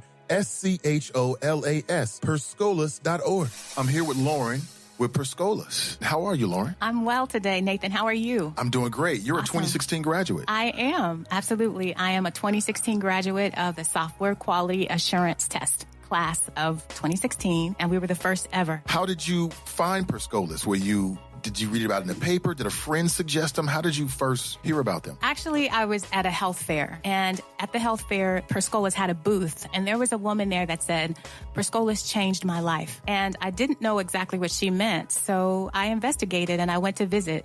I actually went to visit a place called CityLink Center, and CityLink Center houses the Perscolas program. So once I went to CityLink and checked them out, I heard about Perscolas, and the rest is history. In what tangible ways would you say that Perscolas has prepared you for what you're doing now? It's given me the real experience that I've needed to be successful in the client space. in the area of businesses in which I was placed.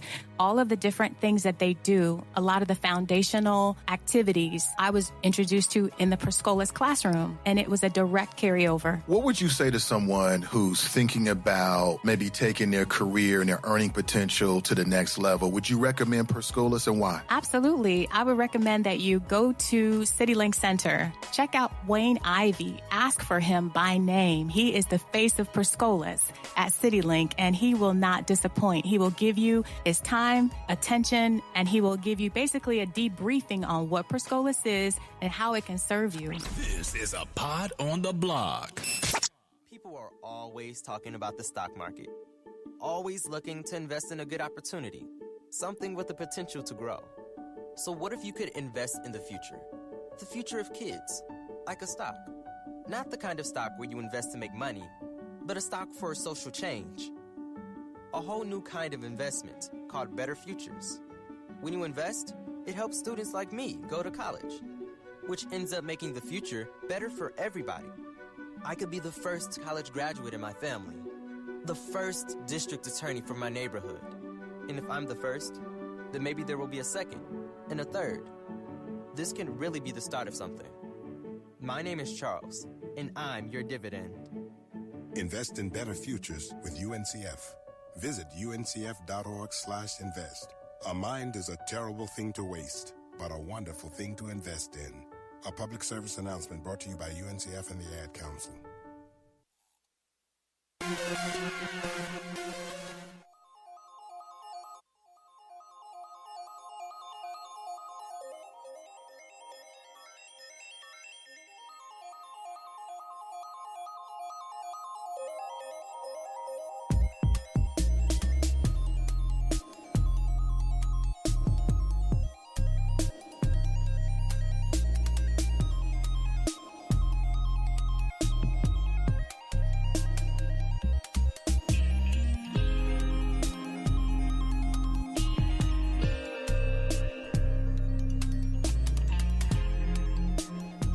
All right, good morning. Good morning, everyone, if I can get it out. Welcome back to the Nathan Ivey Show, live, local, and vocal. Good morning, good morning. Listen, if you want to call into the show this morning, 513-873-7134. Somebody says, somebody wants to debate me on the value of football. Can we do that on Friday? Yeah. The value of football. Oh, my God. That's funny. That could be an interesting debate. Could be.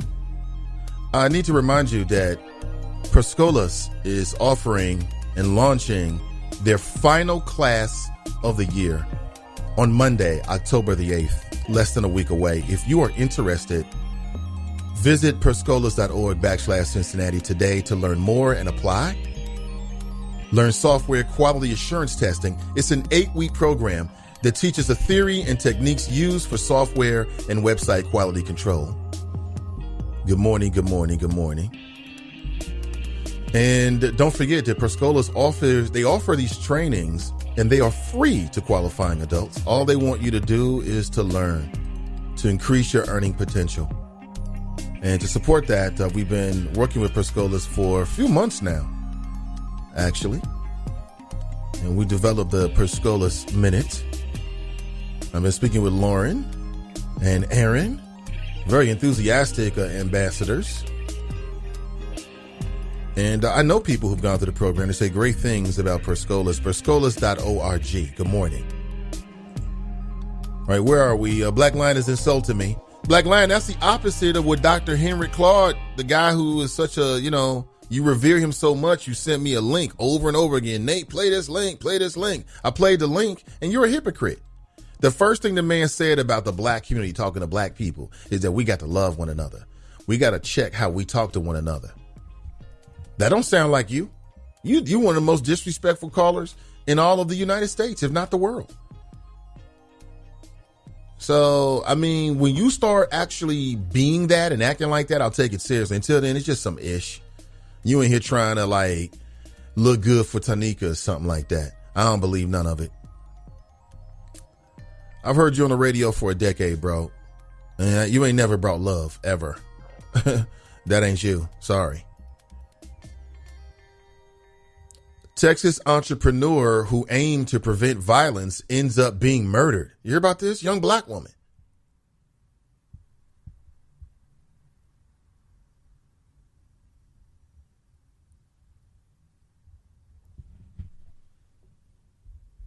Young sister gunned down. Murdered, should I say. That's coming up. Kanye says he wants to clarify his abolish the 13th Amendment remark. I think Kanye is a genius. He's a genius like Trump. I think Kanye's more of a genius than Trump. But they both have an ability. Look at him. He's got this MAGA hat on. Black man with a MAGA hat on. And as long as he's relevant, people are going to see him. And it's going to have an impact. Kanye says he's going to, that he called Colin Kaepernick to arrange a White House meeting with the president. My question is, if in fact that's true, should Colin Kaepernick, in your opinion, meet with Donald Trump? 513-873-7134. I say yeah. But you got to know that the Trump administration is going to try to turn it into a media circus that somehow makes Trump look better. That's what they do. It's not about the country for them. It's all about Trump, making Trump look good. They'll do whatever they can to make Trump look good.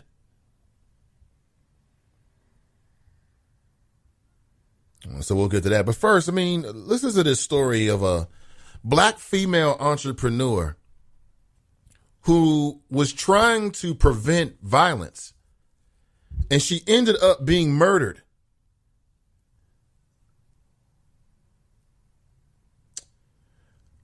Donna Alexander.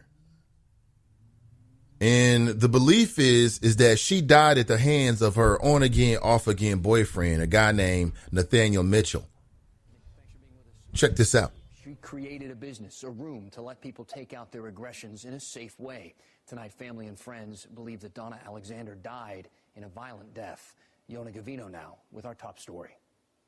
Everybody is really in shock. Toria Bradford is heartbroken over the murder of her best friend, Donna Alexander. How can you take such a beautiful, beautiful spirit away from us? Alexander's sister, Lauren, believes Donna died at the hands of her on-again, off-again boyfriend, Nathaniel He looks Mitchell. like a damn He nut. broke in her bedroom window because he was beating on the door and they wouldn't let him in. The children were in their rooms. They locked themselves in a room. They were afraid. Shards of glass in Alexander's home paint a picture of the violence that followed. The children heard the screams. And they said that was around 3:30 in the morning, Friday morning. And it wasn't until 5:05 in the morning that he took her to the hospital. Grand Prairie police say Mitchell told officers she fell in the shower. To find out that she herself was dealing with domestic violence and no one really knew what was going on with this man, it's just heartbreaking, that she didn't speak up. Is this the place to break stuff? Donna created the Anger Room in 2008 here in North Texas as a place for people to destroy something safely. CBS News interviewed her for a story in 2016. It's just a way to release the anger. Her legacy is bigger than the Anger Room, though. Do whatever it is you need to do to keep joy and positivity in your life. There are endless memories of her acts of kindness. We handed out flowers and gift bags to homeless people on the street, and she had my daughter out there telling people that she loved them. For those who loved her, it's something to hold on to. She made an impact. She had a big heart. She just wanted to help everybody. Isn't that crazy? Isn't that something? So this woman created a business called the Anger Room. And she ends up she was dealing with domestic violence the whole time. What kind of coward beats a woman to death? Listen, I'm not saying that you can never hit a woman. Like, if some strange woman just starts wailing you in the face, you're going to defend yourself. You have every right to defend yourself. But what kind of coward bursts into his on-again, off-again girlfriend's house? You got kids in the house, and you're going to put your hands on this woman.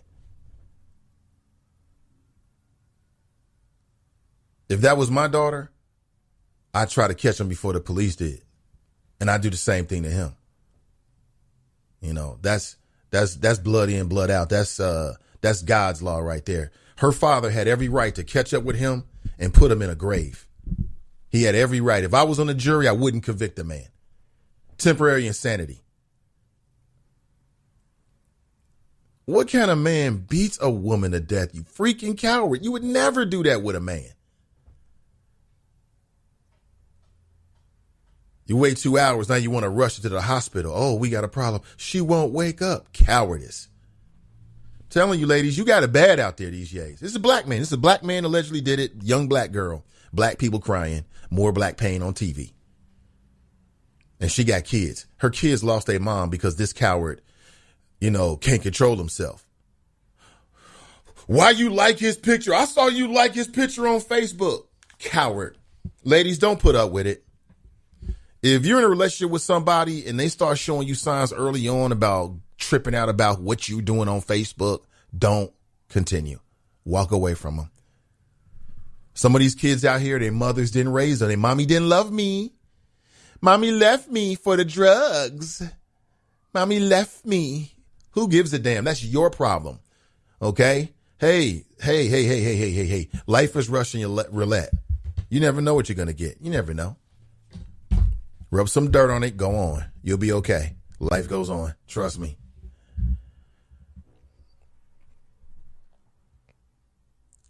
Black Lion's insulting me more. He writes, the man said what he meant, not what the F your ass mine think he meant. Yeah, I know what he meant. I heard him say it. The man said you have to love your family. Black people got to stop talking ill of one another. But that's all you do. Oh, boy. Bunky writes, feelings, the feelings that we feel. Omar writes, Mike Tomlin ain't going nowhere. Drop. That is not the Steelers' way. I'd be shocked.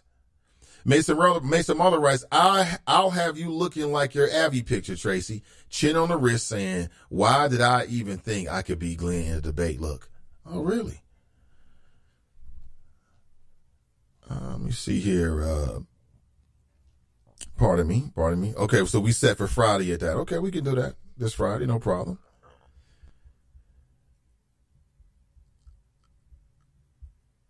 Bunky writes, Nate, Kanye and Kuna Rosa will bring the potato salad to your barbecue. I don't know who that is. Where are we at?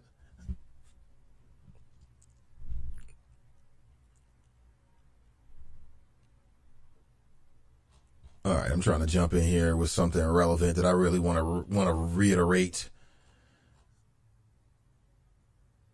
Big L writes, Dr. Clark is the truth. He sounds like a man.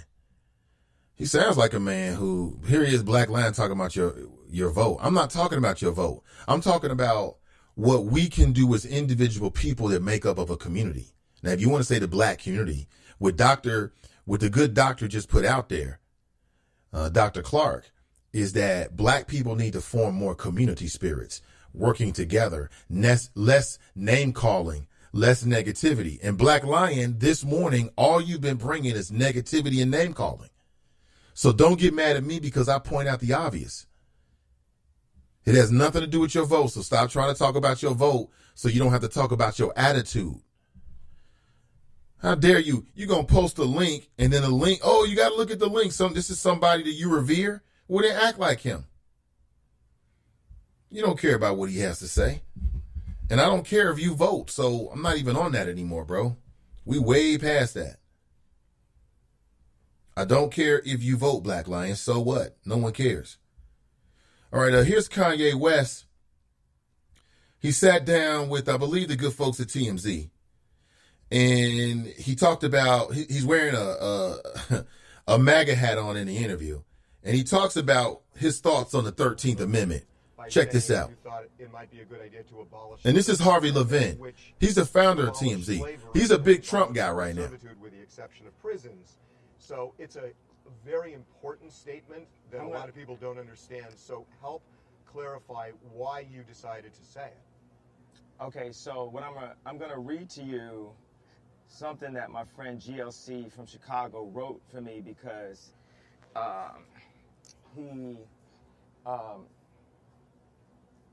he puts a lot of energy into understanding historical facts. So it put in 1865, and what I want to say is abolish. Abolish was the wrong language. I misspoke by saying abolish. Amend is the right language. And what's awesome, I don't say dope because there's power in words. So lovely. What's beautiful about our Constitution is we can amend it, right? So in 1865, the 13th Amendment stated that no man is destined to slavery or involuntary servitude unless convicted of a crime. This translates to, in order to make a freed man a slave, all you have to do is convict them of a crime.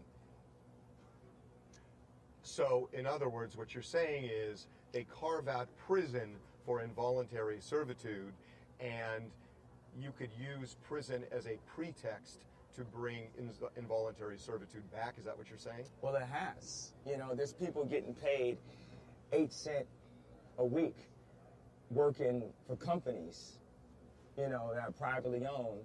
And, you know, a lot of them are first-time offenders. A lot of them are nonviolent crimes. And then also we deal with, you know, we're not dealing with the mental health and the therapy, because I'm going to say that, you know, I stand on the majority of people that are in prison are there due to a reaction to a situation that they're in, a reaction to not having understanding of how to create industry because their dad didn't have a business, so they didn't know how to make money, or not having access to currently legalized forms of industry. Also being brainwashed to, you know, feel like they're taking a side, red or blue, a gang side of this. This is my block, a block that they don't even own, taking a side. And then that gets promoted in the music, and then the music is not even owned by the people that are saying these things. And then the next thing you know, you get all these, you get people in jail. You have over 2 million. There should be a group of super knowledgeable people that have, that come from all cultures, that then make the amendments on our Constitution. I didn't say modern, I didn't say new, because that notes a specific time, and time is used to control us and control our energy. So there needs to be people who look like the people who are being spoke about. You know, there's the audio mark. You can always tell that's TMC. They audio mark all of their content. So there it is. I mean, you know, there's a clarification for Kanye. He's like, look, it has nothing to do with me saying bring slavery back. He's talking about the mechanism to make a free man into a slave. You know, as I was listening to him thinking, I live in Ohio. As I was listening to that clip with Kanye West, I thought to myself, you know what? I'd like to get a full review of what's happening in Ohio prisons. Like, on average, what companies are using prison labor? Because in my mind, you always think that, like, okay, you go to prison, they put you on a chain gang or something like that, but now you're working for the benefit of the community that you robbed from, or that you offended, or that you're trying to make amends to. How many privately owned corporations in Ohio are currently vastly underpaying people who are incarcerated? I love to know that. That's relevant information right there. We've got a phone call. Let's go to the phone call here. Good morning, caller. Welcome to the show. This somewhere and cool the fuck out. Hello? Hello? Hello? Can you hear me? Yeah, I hear you, man. Damn. You cussing people out in your personal life, huh? What you say? I said you cussing people out in your personal life, man. What the bruh? Anyway, can we move on? I heard you cussing. Can we discuss something outside of coonery? Well, what else do you have to bring to the table? Let's see. It's such a big part of your social and political life that whatever he must say, you got to follow. But you don't know not one thing Dr. Clark said, except for what he say? What he say, man? What did Dr. Clark say? Well, you sent me the clip. You tell me what he said. You said black people have to love one another. The black people. Excuse me, sir. You asked me a question. Do you want the answer? Well, you answered it, bro. So let's move on. No, I didn't answer. You answered it. No, I didn't answer it. Feeble-ass answer, my answer bro. isn't done yet. Do you want to hear my answer? You already answered it. Would you like to? I'm not finished Come on, yet. bro. You can't espouse what I'm thinking, so won't you shut the hell up and let me do it? Would you like that? Would you like for me to finish my answer, sir? Because I'm not done. No, let's move on. Okay, bro. well, I want me to finish my my answer, so I'm gonna pot you down and finish my answer. To answer your question, because it's very important for the context of our relationship and our conversation here. What Dr. Clark said is black people got to stop talking down about one another, being a negative, foster more of love and a community spirit. That's what he said. Crux of what you got from me. Is that the crux of what you got from me and what you played? I chose that clip personally because I wanted you to hear him say, don't call your people names. And I knew just like a coon, you was going to lean on everything on that. But everything else he said that was vastly No, you more didn't. important. You're just trying to make it seem like you knew how I was going to respond. You didn't know how I was going to respond. I'm going to just repeat what he said, bro. I'm going to repeat what was more important than what you espoused. What was more important, he said, he's going to keep saying as cruelly as he said. We don't manufacture nothing. And the people who cannot make their own draws are not fit to rule. So what are you manufacturing? Can I finish? I thought you already finished. No, I didn't. You already finished. You finished. You already finished. You already finished. You think like a coon, like a grown man playing with a basketball. You're not following like Dr. Clark's learnings. Man with a football. You're not being like Dr. Clark. You're not being like Dr. Clark. Can I make my point? You're not being. I'm just telling you. You're not being like Dr. Clark. This is the 2000 version. You're not being like Dr. Clark, sir. You're being a hypocrite. Exactly like him, How dare you? You don't respect Dr. Clark. You don't even know the man. You don't but you don't respect him though. I know enough to know you don't respect him. Because you're not respecting him now, sir. Bro, you're entitled to your own opinion, but you're not entitled to your own facts. So you're entitled to your own magic. How original? How original? But you're not entitled to your own facts. It is original. I'm the one. Neither are you. You're not entitled to your own facts either, sir. And the facts are is that you're not living up to Dr. Clark's words. The doctor made an excellent point. Your vote is a point that you don't believe in because all you do is talk negativity to black people. You can't even consider ruling your own. How can you say that you care about black people, but all you do is criticize black men, sir? You are a hypocrite. Let me pot you down because you're being disrespectful. You are a hypocrite because I want to be heard. You're a hypocrite, sir. How dare you send me a clip of Dr. Clark talking about how black people should love each other, but all you got is hate every morning and negativity. You're a damn hypocrite, period. You know what? It is what it is. You want to have your emotional moment? I'll wait until you can deal with it, the intellect. Go ahead. Go ahead and cry. Go ahead and whine. Call Chairman Mom. Do what you got to do and we can get back to this point. Do what you got to do, bro. Change the tampon and let's bang it out. Go ahead, whine some more. Cry. You good? You're not living up to the teachings of Dr. Clark. You sound like a hypocrite, sir. You're not done whining. Okay, how dare you, man? Dr. Clark would be turning over. Dr. Clark would slap you across your face this morning. You are so disrespectful to Dr. Clark. How the hell would you know? You didn't know who because the man you just sent me the clip. How would you know? You just sent me the clip. That's how I know. So that's how you know. Yeah. And you base that on all of what Dr. Clark said. No, kid. No, I don't base that. I'm judging you. He's going to be. I'm judging you, sir. We're not. I'm forcing you to hold yourself to a higher standard. That's really what I'm doing, actually. I want to think about it. I don't want to talk over one another, man. So I'm going to talk, and then I'm going to pot you down, then I'm going to let you go. We're not going to do all of that because I want to be heard. But like I said, how dare you send me an example that you're not living up to, period. That's what it comes down to. Don't send me an example that you're not living up to, period. In a racist society. Yeah, I got it. But don't send me an example that you're not living up to, period. I am living up to it, No, you're not.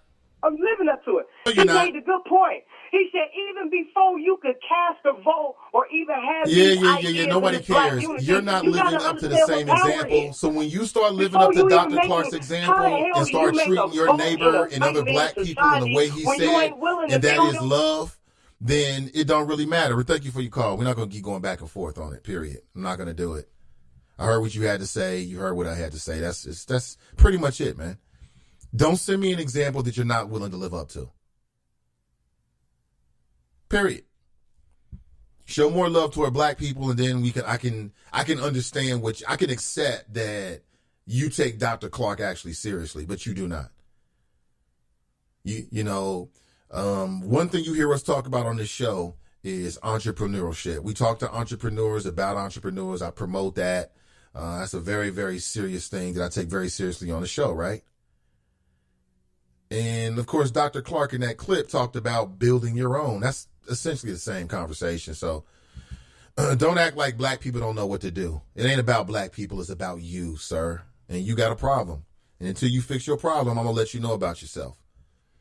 Okay, you're on the Nathan Ivey Show. You know I'm going to force you to be real, bro. Dr. Clark said, love. Stop talking bad about people. That's what he said. Let me rewind this. You sent it to me. Hold on. For people who don't understand. So this all started early in the morning because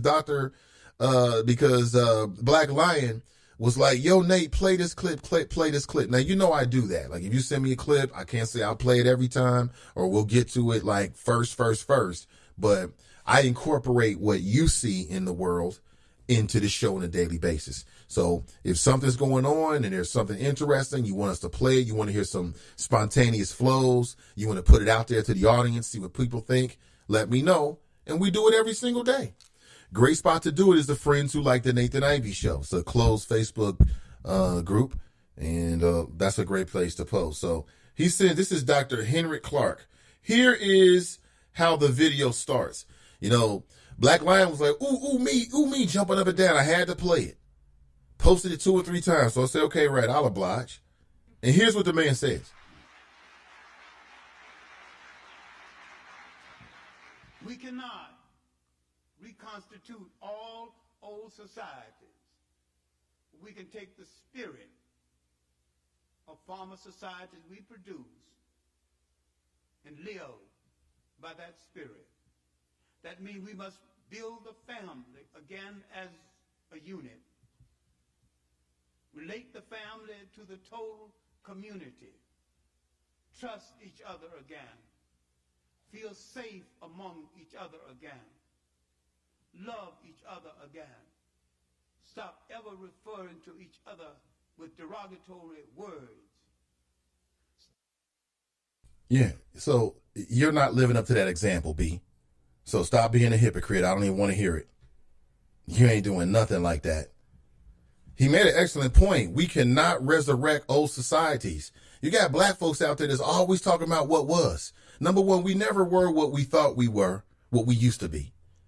We never were what we used to be. That's number one, because we have a tend to over-glamorize what was. That's just what it is. But then secondly, we can't recreate what was lost. All we can do is navigate in the uncharted waters of the 21st century. And if our communities, if we're talking about directly about black communities, what we need is, we got enough hate. We got enough animosity. We got enough jealousy. We have enough materialism. We have enough dependency. What we need is more love, right? More unification. And that's safety. When you think of Black Lion, you don't think of none of those words. None of those words. So stop fronting, B. I'm not having it. Calling you out. I'm not having it. What else here?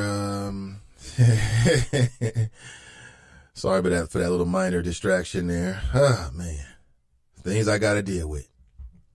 I don't know where my career is going. Fame writes, shouting out Mason in your show name is as bad as Kanye wearing a MAGA hat. Recent history shows Mason is a fairly racist place, Glenn. In other words, you are fake mad. Mason Mahler writes, drink a cup of coffee, BL. You seem shook and stressed. BL is always stressed out. He wake up mad in the morning. Just mad. Something happened to him in his past. I don't know what happened. Fame writes, living with the whites on big house, not another. Oh, okay, that's cute. Let's see. What's the point of Cap talking to Donald Trump? It's not like Trump is on the side of black people or black issues. Ask the Central Park Five. I'll wait. I just feel like if you get a chance to talk to the president, you should always take it. If you get a chance to go to the White House and you get a chance to meet the president, even if you get 30 seconds with him, you should spend those 30 seconds bending his ear. I only got 30 seconds, but let me tell you, I think your position on whatever is open to, some further review or interpretation or whatever you come up with to say. But I think that Kaepernick should go. The problem is if Kaepernick goes, he can't allow himself to get played like John Gray. He can't allow himself to get played like the black pastors. They got played. Kaepernick can't allow himself to get played. And if Donald Trump is the kind of person who face-to-face is open to taking in thoughts and whatever, hey, maybe Colin Kaepernick can change his mind about, I'm not even sure what it would be, quite honestly. Like, what would they talk about? Are they talking about the NFL policy? Or, no. Is Colin Kaepernick going to correct Trump and his miseducation of America? Because Kaepernick, that's really about law enforcement. It's less about the flag. And maybe Colin Kaepernick can impress that upon Donald Trump. And he can stop miseducating the masses. Maybe that's why. I don't know. Let's go back to the phones. Good morning, caller. Welcome to the show. Yo. Call me back. It's probably Black Lion playing on the damn phone. It's probably him. I ain't going to say it. I'm just going to tie up his phone line. Because I'm mad. Because Nathan told me about myself this morning, and he's absolutely right. And I'm not mature enough to take it like a man, so I'm going to act like a little kid. Is that what you're thinking, Black Lion? Oh, boy. Where's my life headed? Where are we going? Mike Jones writes, people get money and think they know everything, but they've never studied the subject in depth. Okay. Kanye needs a ghost tweeter. Ghost tweeter. Big L writes, why do people listen to Kanye West? Trump did bring him in that solved Chicago gangs problems. Drop writes, Black Lion is on the mic. Bunky writes, BL is full of ish. Yes, he is. Cam writes, BL is so fun. He is. Drop writes, Nate is baiting Black Lion. Drop writes, Black Lion, stop falling for Nate and his radio tactics. I love it. Angela writes, did he say Summer's Eve moment? He is nuts. Did he say he's so disrespectful? But somehow he's a leader. Somehow he's somebody that we should follow. There's nothing but negativity there, man. I'm going to say this again. We understand that there are some racial issues and segregation is a real issue, but I'm going to tell you again. Black people need to unite with white people, with Hispanic people, with Asian people, with whoever, where they are on the same page on the issues. Today's world is less about black and white and more about haves and have-nots. There's a lot of haves and have-nots out there, and there's a lot of have-nots out there who are running around arguing about race and wasting a lot of time about nonsense, quite honestly. And, every once in a while he'll make a point because we're talking about racism. We know racism is real. Okay. But at some point after 10 years, you stop getting props for saying the same stuff over and over again. I'm sorry. Pamela writes, Black Lion is having a meltdown. D Wizzle writes, intellect and about 1,000 question marks. Okay, whatever. I thought the same thing. Intellect. I mean, I would love to intellectually engage with Black Lion. The problem is that it just devolves into a shouting match, or he gets so flustered he just starts using language that's not appropriate for the airwaves, so I end up having to cut him off, which is sort of like, forcing somebody else to make an action that you should. Let's see here. Black Lion writes, out of all of that Dr. Clark said about our people, he says derogatory things about me, made it about me and not the matter of his point. And then you try to lie, talking about you knew what I was going to say. You didn't have any idea what I was going to say. Oh, I knew you were going to turn it back on me, Nate. Then why'd you send it then? There's another derogatory term. I mean, listen, man, you got like 15 derogatory terms right now that you put inside the chop shop. Where's the love, man? I'll say it again. Black people, our neighborhoods are different. Daily life is difficult enough, black or white. Life is beautiful, but like the ups and downs of life are difficult enough. Rather than have some idiot that's always got something negative to say about you. Oh my gosh, man. You can't please everybody. You know, what can you do? You can't please everybody. 513-873-7134. Can you do, man? Life goes on. What can you say? All right, so let me jump inside the friends page. Friends who like the Nathan Ivey Show. There it is. All right. Let me see here. Kanye West doesn't care about black people. That is funny, Craig. That is funny. It's a meme. Don't you love memes? It's a meme. It's a picture of the former president, the baby Bush. And the meme reads, Kanye West doesn't care about black people. That is funny. That is funny. And I don't know if that's true or not. I don't know if that's true. You got to understand that Kanye's in a whole different reality. Number one, he's famous. So fame is going to have an effect on you. Number two, he's ultra rich. So the everyday squabbles that people are dealing with every single day in the Trump reality, he doesn't understand. So what does that mean? Like, for instance, you have people that might have grew up in, you know, lower middle class or working class or even poor. And then they come into wealth and they're wealthy for so long that they forget what it was like. Or should I say that being poor in Trump's America is different than being poor in the 70s. Wouldn't you agree? It's different.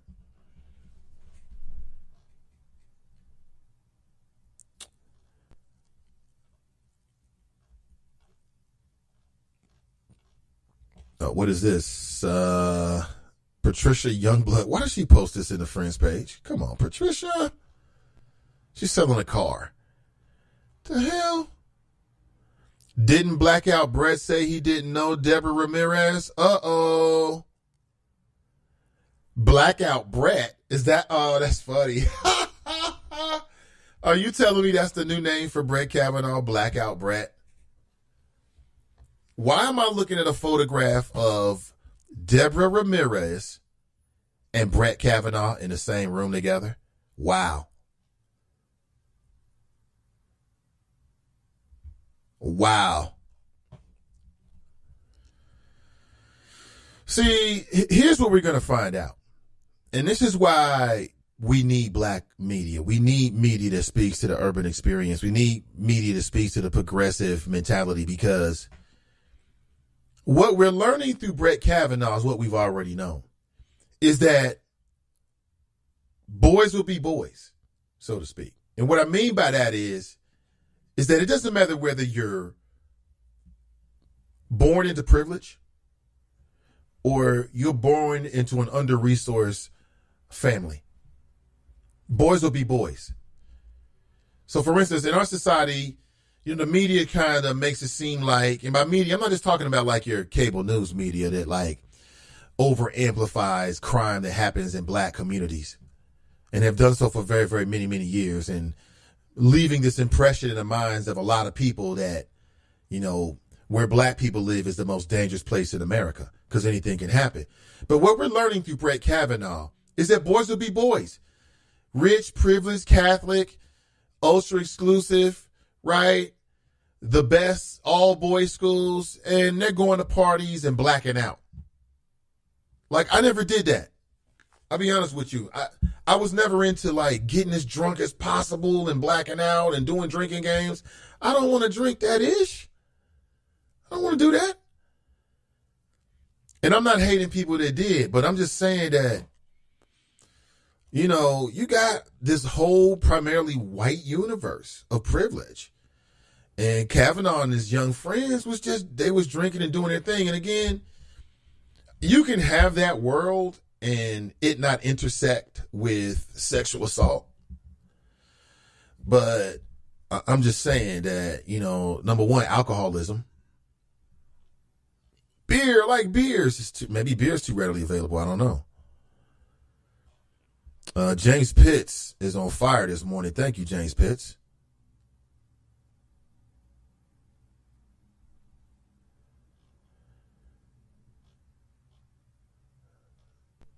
What in the hell is that? I was cleaning my dog's ears, and I'll be damned if I didn't see Donald Trump. That is hilarious. What in the world? That's a photograph of Brett Kavanaugh and Deborah Ramirez. He said he never knew her. That's not going to be a good look.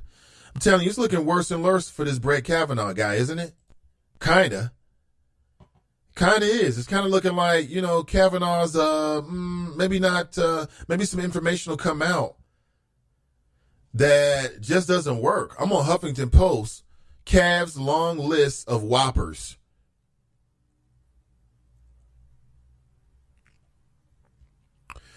Republicans kill me, man. They don't want to spend any money on, people that is on welfare, like the kids on welfare. Yep, your mama and daddy made a mistake, so we're going to get you off the system. But they're more than willing to create these prison camp-like conditions for these migrant kids. Have you seen these photographs? It looks like, Sheriff Joe Arpaio's outdoor prison tent, with nothing but tents. And that's where these kids are living. So Republicans have no problem spending money when it comes to incarceration or spending government money so you can contract out and privatize it to some of your cronies and your buddies so they can make hundreds of millions of dollars to lock up, to incarcerate these kids. But if somebody said we need to increase the amount of subsidies or welfare, to these kids so that their mothers and fathers can feed them, the Republicans would clamp down. We don't want to spend the money, even if it was the exact same dollar amount. Talk about hypocritical.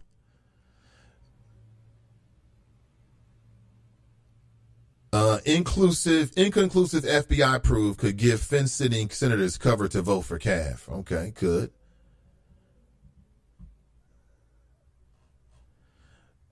Prison camp-like conditions. That is funny. What else can we find here? Cav's long list of whoppers. All the lies Brett Kavanaugh told. Never attended a gathering like the one described by Blasey. He lied about that. Blasey and Kavanaugh did not travel in the same social circles. They, in fact, did. Did not drink beer to the point of blacking out. Looks like that's a lie. The drinking age was 18 in Maryland. It was not. It was 21. Booths. He lied about booths in Devil's Triangle. The man's a liar. No connections to Yale.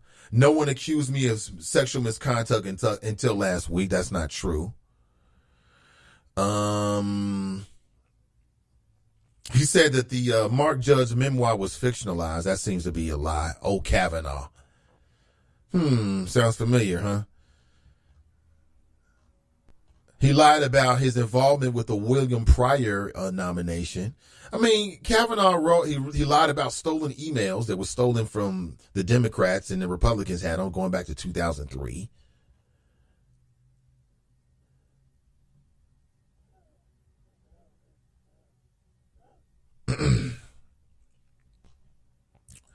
A very dangerous man. We shall see what's going on here.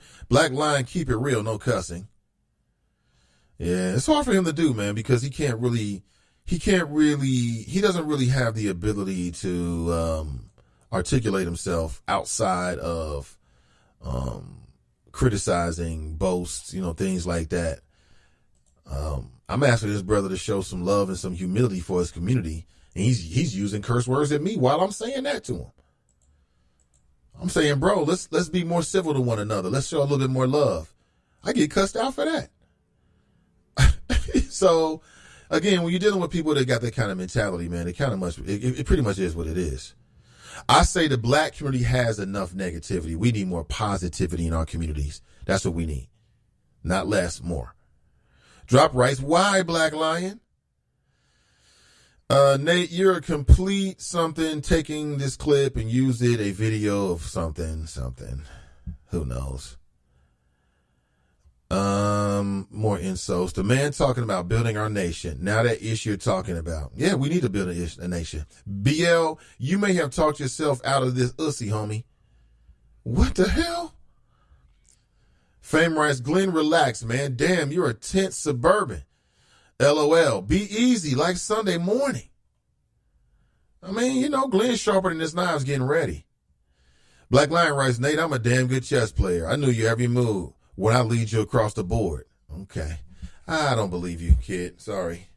You don't have any idea what I'm going to say until it actually comes out of my mouth. You can make assumptions, but, that's not necessarily a good thing to do. Angela writes, when has any other race united to address the overwhelming oppression of black folks by white folks? Maybe because they identify as white. Okay, all I'm saying is this. Angela, you know what? I bet you I can find a lot of examples of non-black people who have died for the cause of black liberation if you want to go back to slavery. Okay? White people that were hung alongside of black people. All I'm saying is, rather than because of race or some other arbitrary trait, because none of us can choose our race. We're born the way we're born. So it's, I won't say arbitrary. Let's say it's out of our hands, something that you can't really control. Because I do believe in a grander design. Rather than getting caught up in our differences, what I think we should do in these days and times is align with people where we can align. All right, that's what I think. Whether that's Democrats and Republicans and independents or black folks and white folks and Asian folks. We don't have to agree on every point. But if there are points in which we agree in, let's posse up and let's take care of these issues. Okay? That's what I say. So do I expect the majority of white people to come to the cause? No. But I still think it's worth sending up a flare to ask for people, whether they're white or whatever, to join black people in whatever their fight for justice is. That's what I think. So in translation, if white people want to come to the party, let them come to the party. If Asian people want to come to the party, let them come to the party. If non-black people align with what we call black issues or issues that are congruent with whatever black agenda or how black people look at, the politics that surround our communities, then let's do that. And let's not worry about the people that don't want to rock with us, right? I say it again. I'm only concerned about the people that rock with me. If you're not rocking with me, then what you think don't really mean as much. You know what I'm saying? Now, if you're rocking with me, what you think, I'll listen to you. Yeah. Okay. Gotcha. If we're not rocking and you ain't really feeling me, then why would I listen to you? I really don't care. And that's the way we got to look at it with these issues. So let's link up. So there's a lot of issues, like the issues that are consistent in black households are the same issues in some white households. Same thing. The issues that are happening in some white household and white households are consistent to issues that are happening in some black households. So let's link up where those issues link up, and let's try to solve some of these issues. Right now, we got an issue in the White House that we can solve with the upcoming midterm elections. Don't get distracted by this nonsense of Brian Shrive. I see that Jason Williams he did an entire article, a look at the man Cincinnati's progressive Democrats can't stand. So progressive Democrats don't like Brian Shrive. And he's an Indian Hill resident. Don't even live in the city, huh?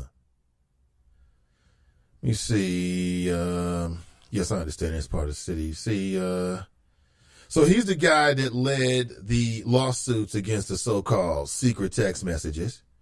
He's also been the dude that's in the forefront of the State Elections Commission complaint against Avtab Pourval, who's in a very, very, very, very tight race in the 1st Congressional District.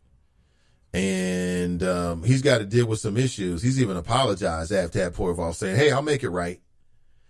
And that's because Brian Shrive, I believe, is a political operative for the local Republican Party, local so-called conservative movement, if you want to call it that. That's my personal opinion. I'll ask him that if I ever get a chance to talk with him. T. Greg, man, set that up, yo. Come on, man. What's up with the update? You're supposed to be getting Brian Shrive on the show. You've had 2 weeks. And that's funny. And apparently he's really close to Chris Finney. He's a part of Coast. So what is Coast? Coast is, what's that acronym stand for? Like something.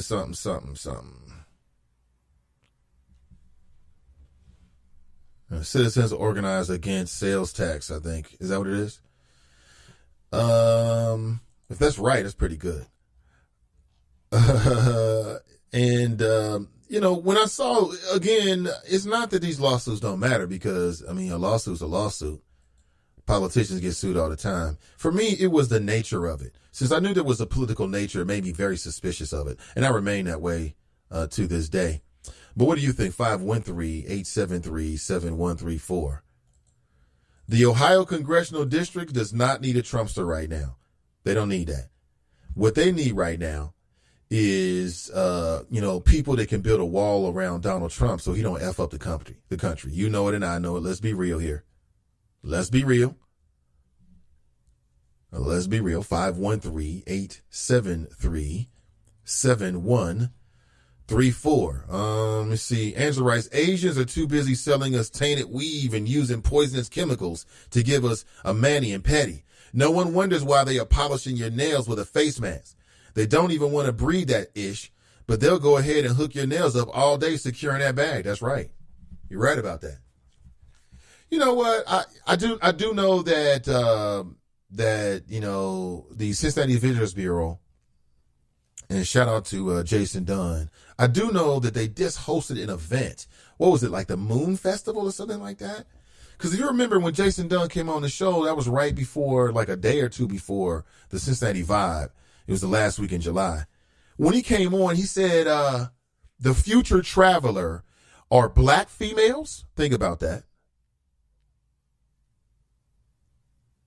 And also Asian men. Yeah, that's the future traveler. So, people who are in the tourism business are working toward that end.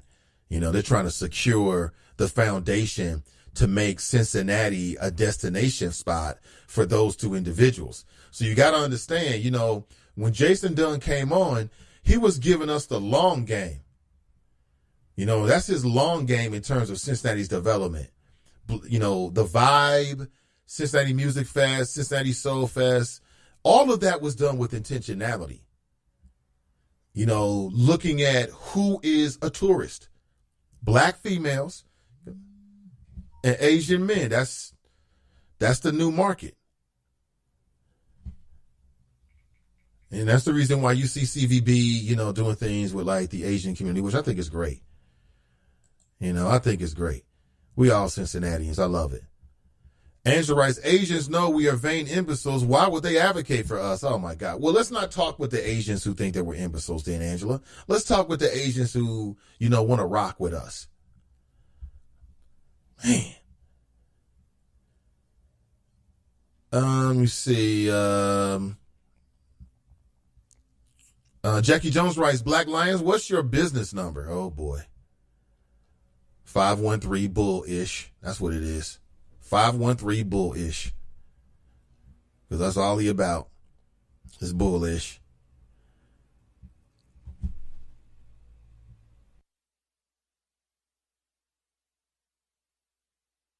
Pat writes, I'm out. Don't want to hear or read this nonsense. We'll try again tomorrow. Be safe today, y'all. Yeah, I keep telling Black man, nobody wants to read that. I'm deleting that. I'm deleting all this nonsense, man. And actually, we might have to go ahead and put you on a little bit of a punishment because you don't really appreciate coming inside the chop shop. When Pat says she can't deal with it, that raises my antenna because I don't want to read it either. Nah, I don't want to read that. Bunky writes, now the media will be pushing black women to marry Asian men. I don't know. Could be. Drop writes, in the 50 years, U.S. taxpayers have spent over $22 trillion on anti-poverty programs, yet progress against poverty as measured by the U.S. Census Bureau has been minimal. Well, that's only one way to chart it. So you're saying progress has been minimal. That's because we underfunded. That's what's wrong. What's wrong with the welfare system is that as soon as you start to make a little bit of money, they take the other money away from you. So you really can't build.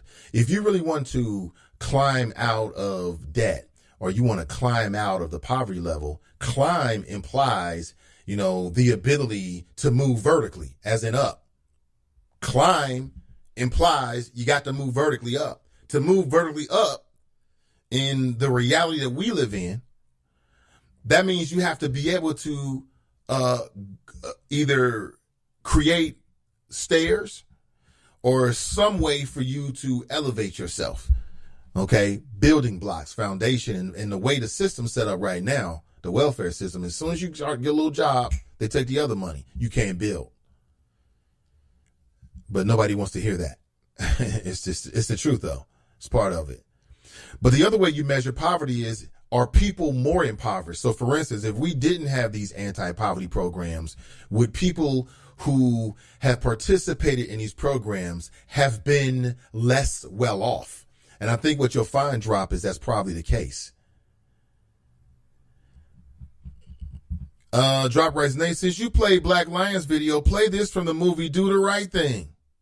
See, everybody's got, requests now. Okay.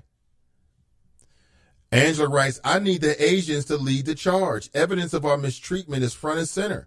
People ran to the aid of Harambe quicker than a black youth getting murdered on sight. So what I say is if everybody took the attitude that we're going to wait for the other person to do something before we do it, then we'll never take a first step. I say each one teach one, be the change you want to see. So we got to take the first step. And then hopefully on the other side, there's some people that think the same way, and then they take the first step, you meet each other in the middle. There it is. Love is love. Love is love. Mike writes, I saw an article where a black feminist already pushed for that. Good luck with that. You know how we brothers do in the bedroom. Oh, my God. What am I reading? Bunky writes, you already are. Haven't you seen the latest episodes of Insecure? No, I have not. What did I miss? Like I said, I cut the cord. Man, and I never look back. I cut the cord. I'll never look back. I mean, I'll be honest with you. It's amazing that you can, it's not even amazing, really. You can really get along without having cable. You really can. You can go a long way. Save that money for some other stuff. As long as I got the internet and a Wi-Fi, I can get any entertainment thing that I really, really want. And who's got time for cable right now? I don't have time for cable. I'm busy. Who's got time for cable? What is this? See, here's this water slide. Oh, you're going face first down a 50-foot water slide. Oh, my. Wow. Whoa. Looks like a lot of fun. Looks like a lot of fun. McDonald's worker, 22, poured peroxide-based cleaner into a cop's drink. Jesus, why would you do something like that? That's crazy. I don't care what you think about police officers. There's some things you should never do.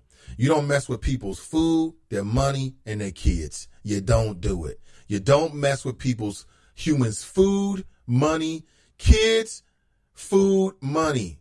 You don't mess with it. Oh, what is this? James Pitts? Who is this? Spice Sweet? Okay, sister seems like she's got a whole lot of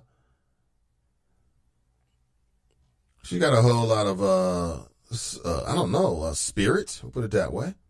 Oh, look at little Janet Jackson. Oh, look at little Janet Jackson.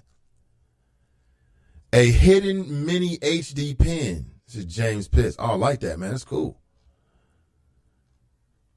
Trump wants to be congratulated for his trade deal with Canada, but most of the improvements on the deal were on the president's desk the day he walked into office. They were negotiated by President Obama and his counterparts in Canada and Mexico as part of the Trans-Pacific Partnership, which President Trump quickly threw in the trash can. Mostly, this is relabeling. Don't let him steal Obama's credit. That was from John Harwood on CNBC. Really?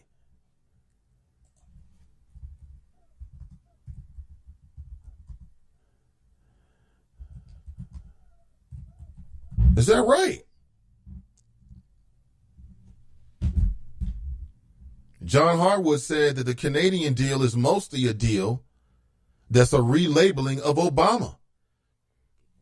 Man, listen, this Trump, I'm going to tell you what pisses me off the most about Trump. What pisses me off the most about Trump, if I had to be my most honest, is that this Mickey Ficky is actually out here, I think, being successful in the sense of some people's eyes, criticizing Barack Obama and the whole time using Barack Obama's ideas. This is Barack Obama's economy. Now, why do I think I feel justified in saying that? Because the various mechanisms that the Obama administration put in place, the ideas, none of the Republicans supported it. None of the Republicans supported any of Obama's ideas. And it was Obama's ideas and the Democrats' ideas that saved America after the last Republican left this country in shambles. And you know it and I know it. And this man has the nerve to use a racist Southern strategy, get elected with the help of the Russians.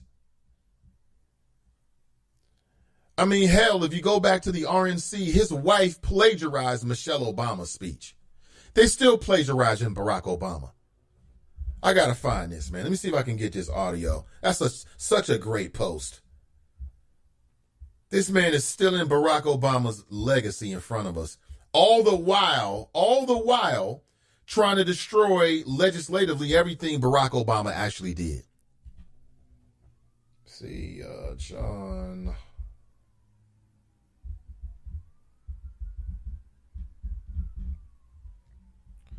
This is excellent news right here. So John Harwood said, this is within the last 24 hours. Let me see if I can pull this up. Who posted this, man? Great post. Is this James? Let me double check and see who posted this. Whoever posted this, bravo. I thank you. Yeah, James. Prolific, bro. I appreciate you. I need conversation starters inside the Friends page. As you can tell, we use your content every single day. This is John Harwood on CNBC 22 hours ago. So within the last 24 hours. Check this out. Also gives the U.S. greater access to Canada's dairy market. What else is in this deal? Is it a win for the president?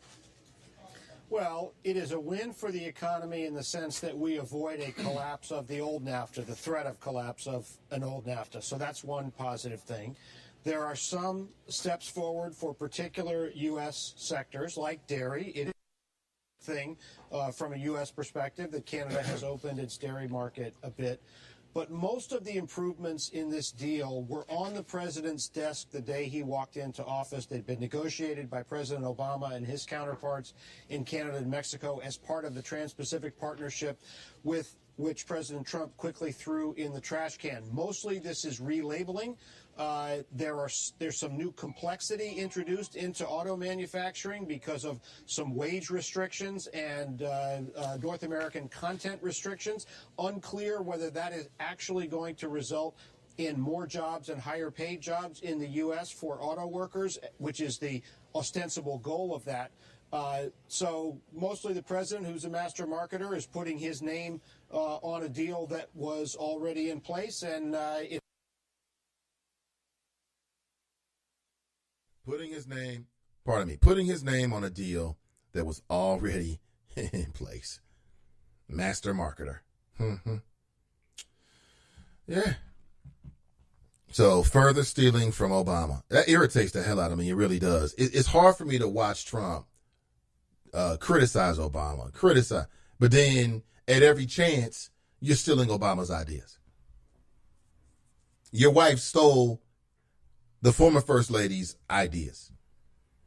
right, at the Republican convention. And that's because I don't know why. I don't know why. Let's see. Out of all that Dr. Clark said, I think I read that already. No need to retread that old nonsense. Nobody wants to hear it.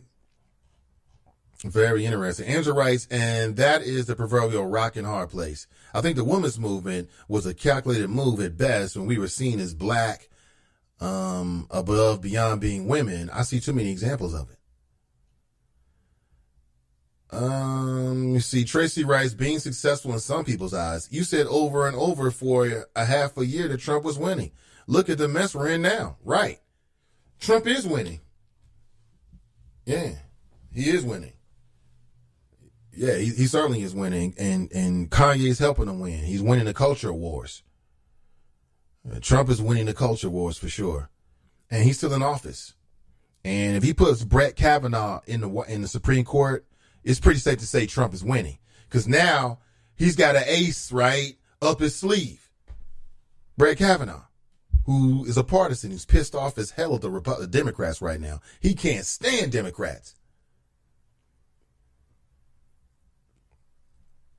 Angela writes, gotcha, and Nathan, I maintain the opinion that Asians as a whole aren't rocking hard for the humanity, let alone alignment of black folks. Well, then let's connect with the Asians that are. If Asians as a whole don't want to rock with black people and connect and link up and build, then I'm sure there's some people in the Asian community that does. And let's just rock with them. Chadiga Wonder writes, so because I have DirecTV, I ain't busy, Nate. Hashtag think again. No, I didn't mean to come off like that at all. I didn't. I only meant to say that, Chadiga Wonder, that have you ever cut the cord before? If you cut the cord, what you'll find out is two things. And in no way am I saying this about you. I'm saying this more about me. One, you'll find out just how much time you spent like watching television. And two, you'll find out just how much more you can get done and other stuff that's going on that you're not watching television. So I only meant it that way. In no way disrespectful.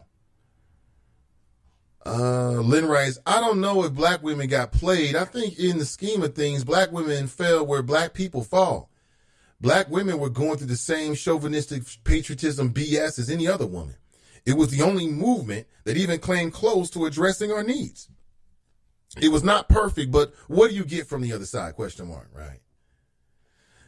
Drop writes, Nate, John Harwood is a Trump hater. I don't care if he's a Trump hater or not, Drop. Is he factually correct? That's what really matters. Trump's out here giving himself a congratulations, and all he did was repackage. Man, you talk about potholes in my lawn. All he did was just repackage some old-ish. I don't know, man.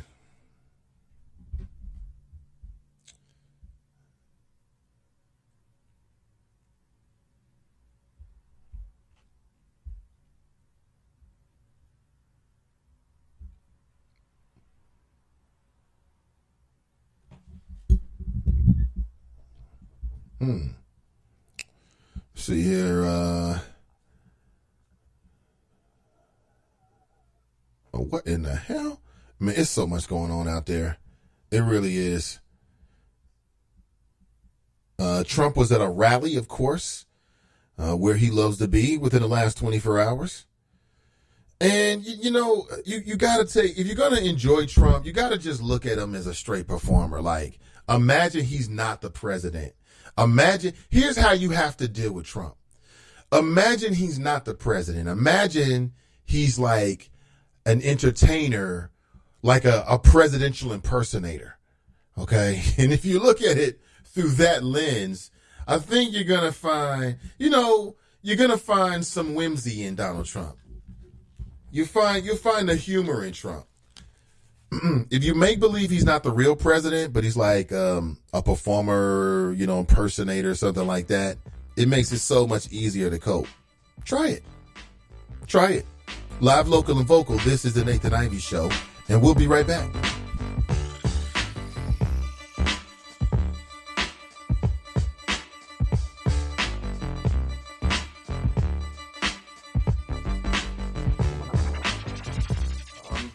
in the midterm elections because my constitutional right, because my ancestors died. To make it better for my children. The women before me fought. So we can remain free, helping your community out. Midterm election. I know every vote makes a difference. My opinion matters. I vote. I vote. I vote in the midterm elections.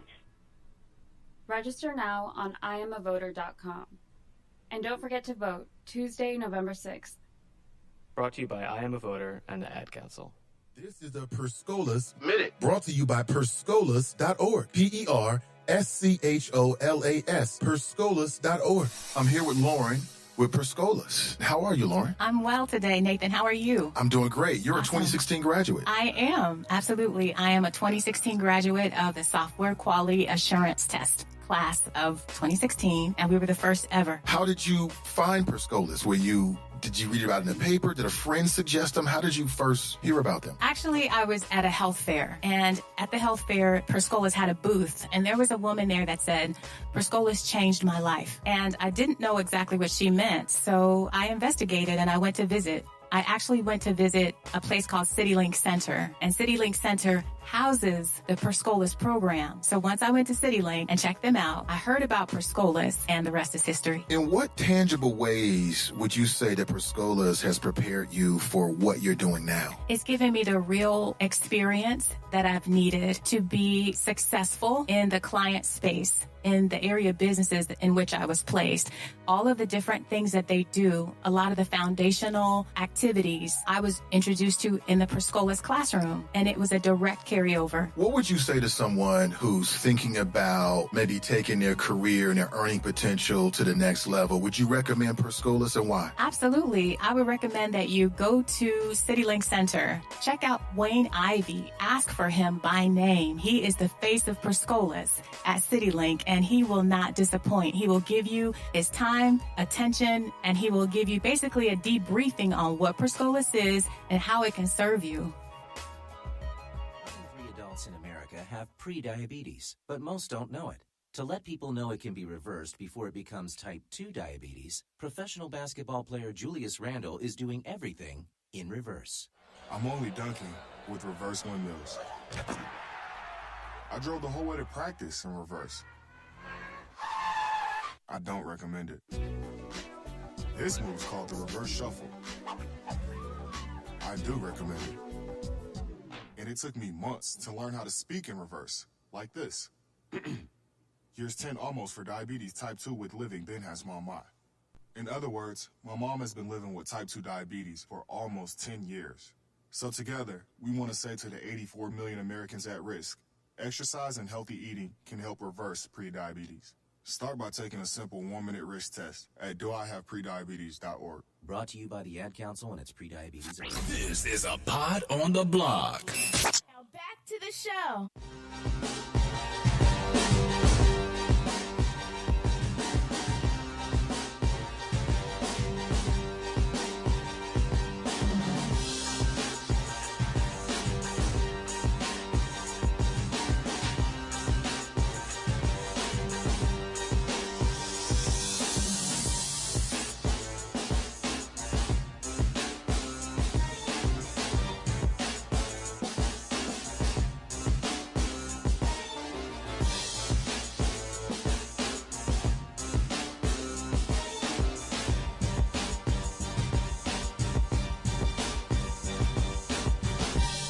You know, there's so much going on right now behind the scenes that I wish I could share with you. Now is not the right moment.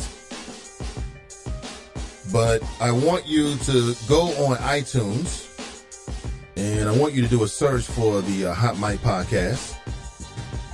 And I want you to do a search for the Truth to Power Podcast. Of course, the Nathan Ivey Show, many of you may have already subscribed. Did you know this is available on iTunes, Spotify? How many people listen to podcasts on Spotify, the Nathan Ivey Show? If you can hear my voice, let me know. Leave a comment. Yeah, if you listen to Spotify, that's a new platform. There's so many audio platforms these days, and you kind of want to be on all of them. You got to look at platforms as, places where people listen to audio. So, for instance, there might be people that they favor going to Spreaker to listen to their audio. They like the interface, or maybe there's a show or two that particularly are only there. It could be the same thing on iTunes. There's people that only listen to podcasts on their iPhone or their iPad. They listen to iTunes. That's probably what they do. There are people that listen to it on TuneIn. I'm a big fan of TuneIn. I love the idea.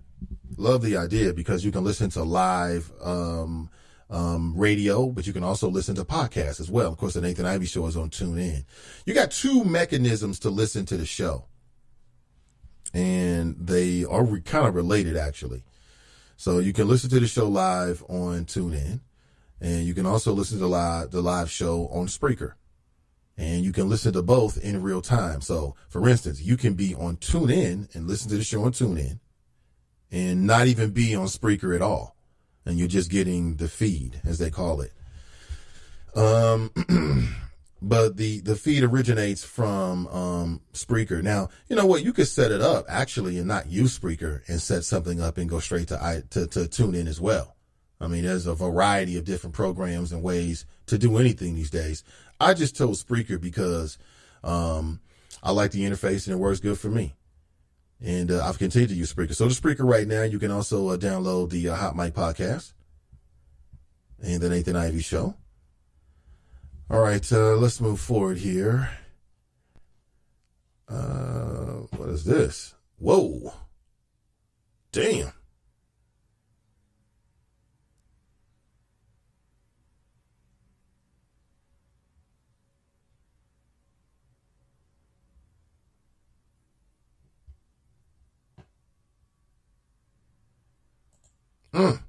Terrible. What is this? Oh boy. Somebody's talking with the law. Never good. Some great posts, man. Eileen, Crystal, James, I see you in here. Nelson. What's up, Nelson? That's a new face, new name. A Ray, thank you so much. Daryl, D Wizzle.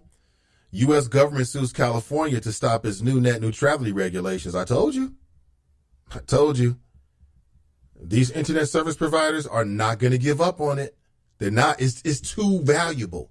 Could you imagine that you could control the internet? You can control what people see on the internet. Like, could you imagine? It's one thing to be able to sell people their internet access, right? It's another to be able to control what they access once they purchase the access. And they don't want to give it up. This is one of the most crucial things in a midterm election, and that's the internet. And nobody's talking about it, unfortunately. The most crucial thing right now is the internet, net neutrality. California passed what many consider to be the toughest protections in net neutrality this past weekend. And then the United States Department of Justice announced it will sue the state. And Governor Jerry Brown basically reversed many of the net neutrality protections that the FCC dismantled. And that was done by Commissioner Ajit Pai. And in the lawsuit, the Justice Department argues that the bill unlawfully imposes burdens on the federal government's deregulatory approach to the internet, and that because of the internet itself can be categorized as a function of internet commerce, regulation of this area falls under federal jurisdiction. So here's an example. See, Republicans don't believe in anything. They never believed in any of the stuff they said. All that stuff about the troops and patriotism, they don't believe in any of that. All that stuff about the deficit's higher than it's ever been under Trump because of the tax bill. The Republicans haven't mentioned a word of it. Now, I think the Democrats should have made something out of it, but they haven't. Hasn't been able to successfully make that point. Remember when the Republicans, all they cared about was the deficit. Oh, Obama wants to spend. They don't say anything about it now. Here's a case where the government is trying to tell California what to do with California. Hasn't that traditionally been a space that Republicans have championed? The sovereignty of the states? Oh, I get it. Oh, they only want to argue sovereignty of the states when it comes to civil rights legislation, right? The states don't like it when the federal government says you got to treat black people with a certain level of legal respect, right? Ooh. See, when that was the issue, it was all about state rights. When it comes to privatization, when it comes to these big mergers, when it comes to what's good to consumers, when it comes to what's best for the internet, the states can't decide for themselves. The federal government needs to tell you what to do. This is hypocrisy. This is hypocrisy. I'm going to read more into it, man. I want Ohio to pass something like that. I do. If Richard Cordray becomes the governor, he's more likely to favor, protections to net neutrality than Mike DeWine is. He's already said that he would sign an executive order as the governor protecting it. To me, that goes a long way. That goes a long way. It really, really does. All right, we at 3:09 this morning. I promise to give you a full 3-hour show each and every morning. And thank you so much for rolling with me. I really appreciate you. Today's show was brought to you by my friends at CM Personnel, where you can apply today and work tomorrow, choppers. Today's show also brought to you by Perscolas. Perscolas is launching their final class of the calendar year 2018. And they're launching that class on Monday. Okay? So if you are interested, then I would say that you go to their website today and you enroll and you apply.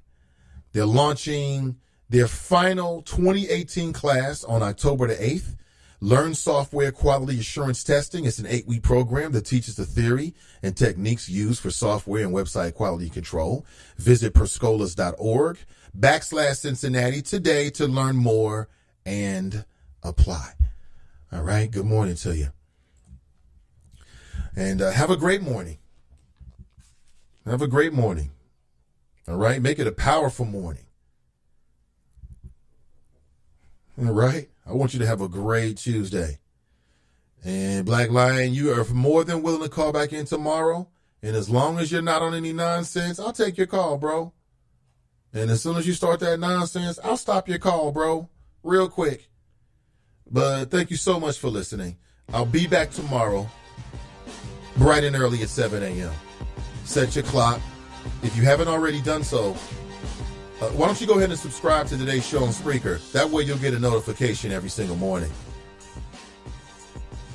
Remember our motto: winners focus on winning, losers focus on winners. Stay focused and stay winning, choppers. And we'll talk real soon.